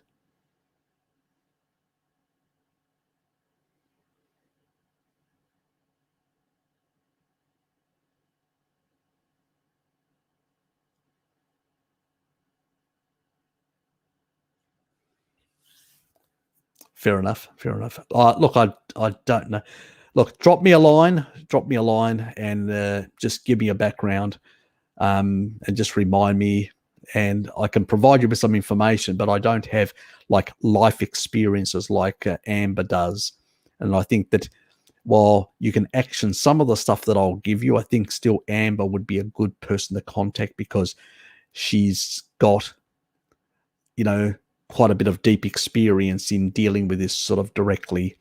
And so she may know little nuances that I'm not aware of because of those personal experiences. So it's always a good thing. Oh, I wasted a lot of time looking into electrolyte strategies. Dr. Bergs and his 8 cups of vegetables potassium was the most ridiculous. Now, now just concentrate on salt. Yeah, me too. And I don't have a problem because I get enough. Because if you look at those videos that I did on magnesium, potassium, we get more than enough. If we eat enough meat and enough animal products, we get more than enough magnesium and potassium to not have a problem. And then the salt, if you get slightly excess salt, we were used to consuming 10 times the salt. All our body does is excrete it out. And it's really by having, being less catabolic and by having more protein in the system, what it does is you're not running very high ketones. You're running a low-grade ketone. I usually run very low-grade ketosis around the 1 or even slightly below, where I used to run very high, very catabolic. And so by running at that level, which is what the Messiah and all these people do, you actually retain better and your anti-diuretic hormones work better. That's from the extra meat. And that's probably what, zombies also feeling as well. So yes, proper, sufficient protein in a carnivore food, you're not going to have those problems at all.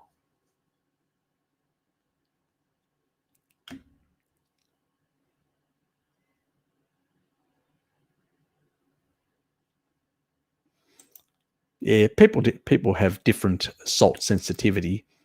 It varies. It's one thing. So it's not. I know Raymond, for instance, he doesn't salt at all. So it varies. But salt is very important for energy production in the mitochondria.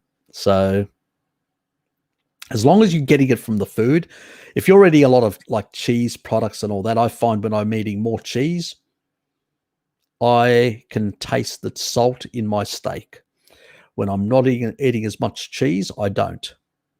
So it's probably I'm getting enough from cheese and other things.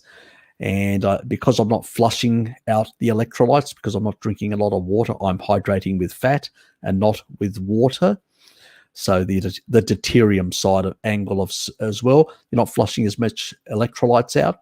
You're not getting these things. So, and that's exactly what Laszlo does. He says, I don't drink any water, and you upregulate your anti-diuretic hormones, so you don't lose fluids as much, and you don't need to. And the only stuff that goes out is stuff that's actually got deuterium, and you want to get rid of that anyway, and add more low deuterium water coming from the fat stores.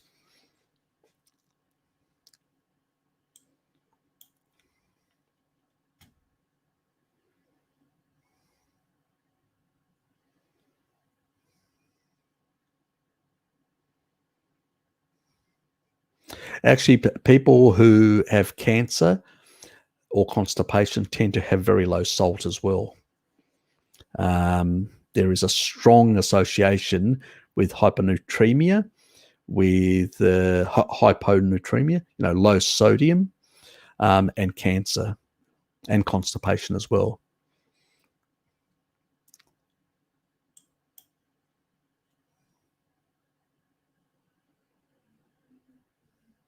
So I don't, because I get enough of the other electrolytes from eating extra meat. I don't worry about sodium, whether it's taking a bit extra or whatever. My body's just going to flush it out or urinate it out. So I don't really, or it's going to use less energy, because about 70% of your ATP of energy in the kidneys is used to recycle uric acid and sodium. So if you eat more, you're actually using less energy to recycle or just dump that extra. So it basically means you're putting less stress.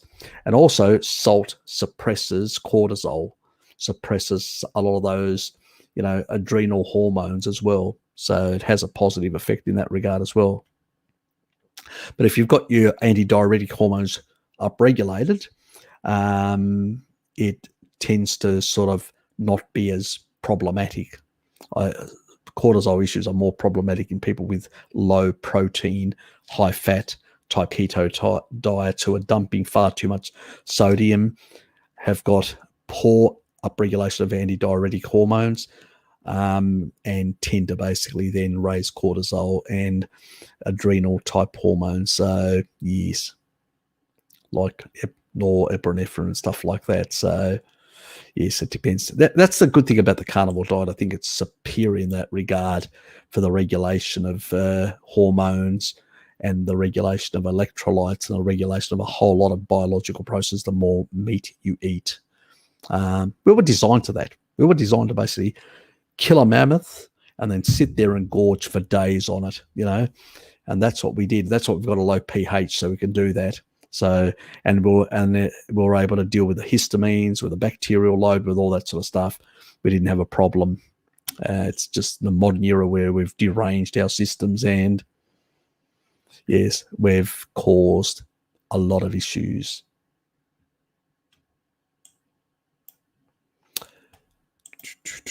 I'm going to just quickly go through here, and then I'm close to pulling the plug, because pretty much now we're a bit over 3 hours, so I don't want to cut too much, because this StreamYard, I do want my StreamYard for next week as well, which is the key thing. If there's any, let me just quickly look. Most of these comments that you guys have got up here, and I'm just going to quickly go through until I hit a question that really needs to be answered. Otherwise, I will move on. Thanks a lot, Harry, about and vitamin D. Yep. Covered that. And yep, the breathing. Yep. And move on. Mm-hmm. The llama was better. Yeah, it was, wasn't it? I told her the llama was better. I kept on calling her llama. Maybe she got offended. Maybe. So it's cute to be called a llama. God. DJ Projectors has turned into DJ Gregor. Hello, everyone. Is that your other personality, mate? Nice one. Treadmill Gregor has got a bit of competition now, hasn't he? God, that as well. Robert. Hi guys, does anyone here drink Clanbird? See, these are tongue twisters. You guys do it deliberately. You know that I've got a weakness for that. Clanbird, sword milk, whatever. Always get some of it in the pantry, blah blah blah. Thanks, Aaron. Yeah. Thanks for the tongue twister. I'm a Gregor incognito.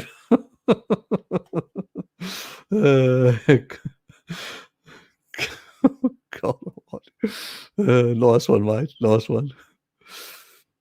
Yes, thank you, thank you. Could be high in about vitamin B, maybe something else in the liver. You calm. There could be that other thing, pantothenic acid. It does store, and that can be a problem if some people have been doing a lot of. Yeah, you're right, actually, but yeah, it's the specific one, the pantothenic acid. Bjorn, you got me thinking. Yes, that is a problem.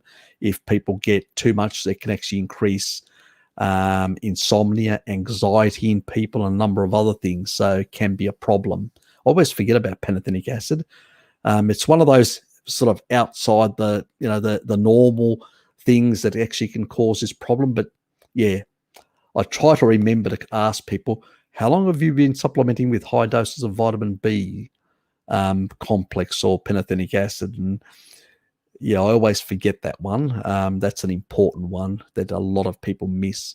And even though I did actually a video quite some time ago with Bart, where I showed him that study about, because nobody knew, everybody thought that pantothenic acid doesn't store, and that study was an old study and actually showed how pantothenic acid stores. I'll actually have to go through my I think it's in one of the playlists that I did with Bart. It's either in that or it was on a live. It could have been on a live stream. Could have been on a live stream. I can't remember now. It's a while ago. Maybe I should do a video of that again, a small one. Oh, anyway, later on, yep, at some point. I did cover it a bit with also Mary as well, I believe. Yeah, trying to remember all these things. And oh well, it's gonna be interesting when you turn up and DJ Projectus. G'day, Lukey. Good morning, mate. With DJ Projectus, sorry, DJ Dr. Gregor. I do apologise.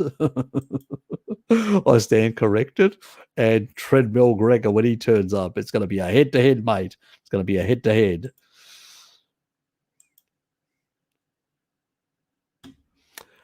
Good morning from Texas. Time in the morning, walk, coffee and cream. You're late, Bruce. I'm about to pull the plug, mate.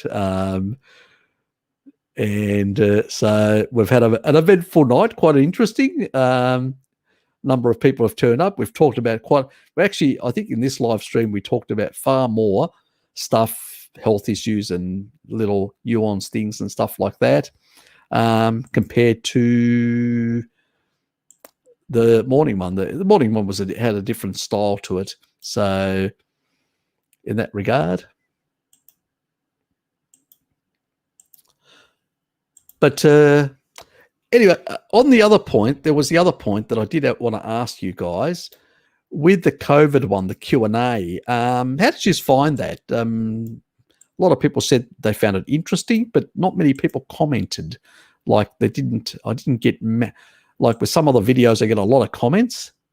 Say tongue twister. Yeah, I know. Yes. One of those childhood things, like people that stutter. I've got a tongue twister thing. So, yes. Some of my sisters used to do it deliberately. Big words. Yes. Siblings. What do you expect from sisters? They're abusive to their brother. Yeah. Could it be worse? Waterboarding. Luckily, they weren't specially trained. Yes. But guys, thanks. Appreciate it. Thanks for being here. Good night.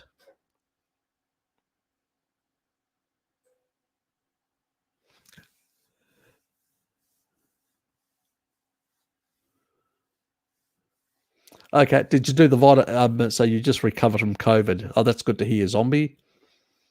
So I suspect you maintained very good vitamin D status, and it wasn't as bad.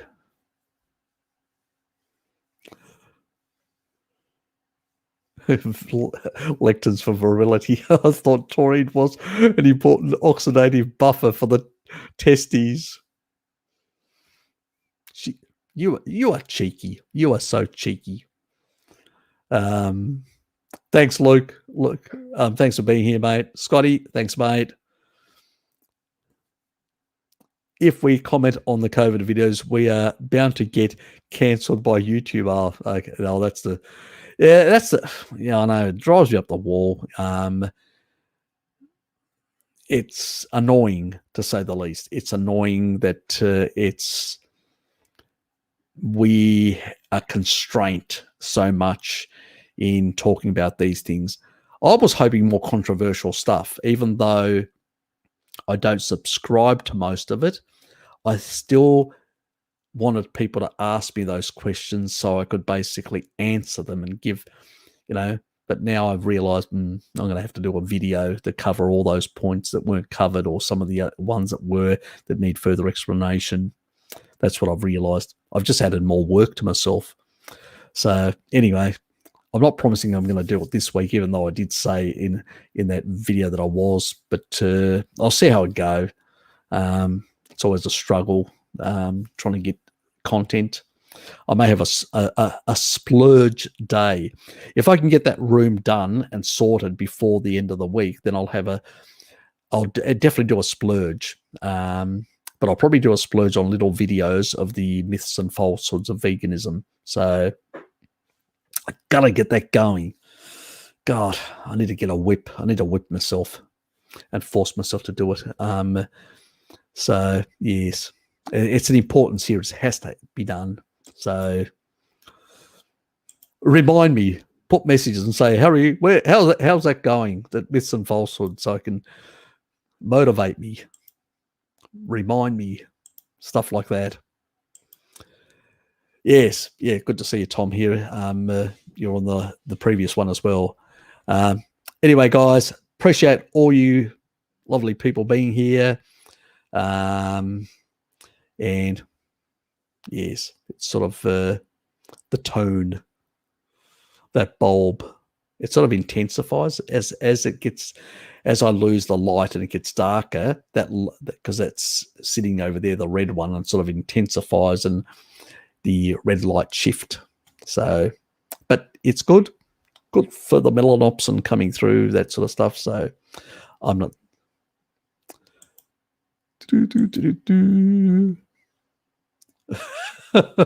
falsehoods of veganism, blasphemy. Oh yes, I'm a blasphemer. I'm gonna whip myself with bacon. I better get out of here before I say too many things. And the YouTube AI mafia actually shuts me down completely. Anyway, guys, thanks for being here. See yous.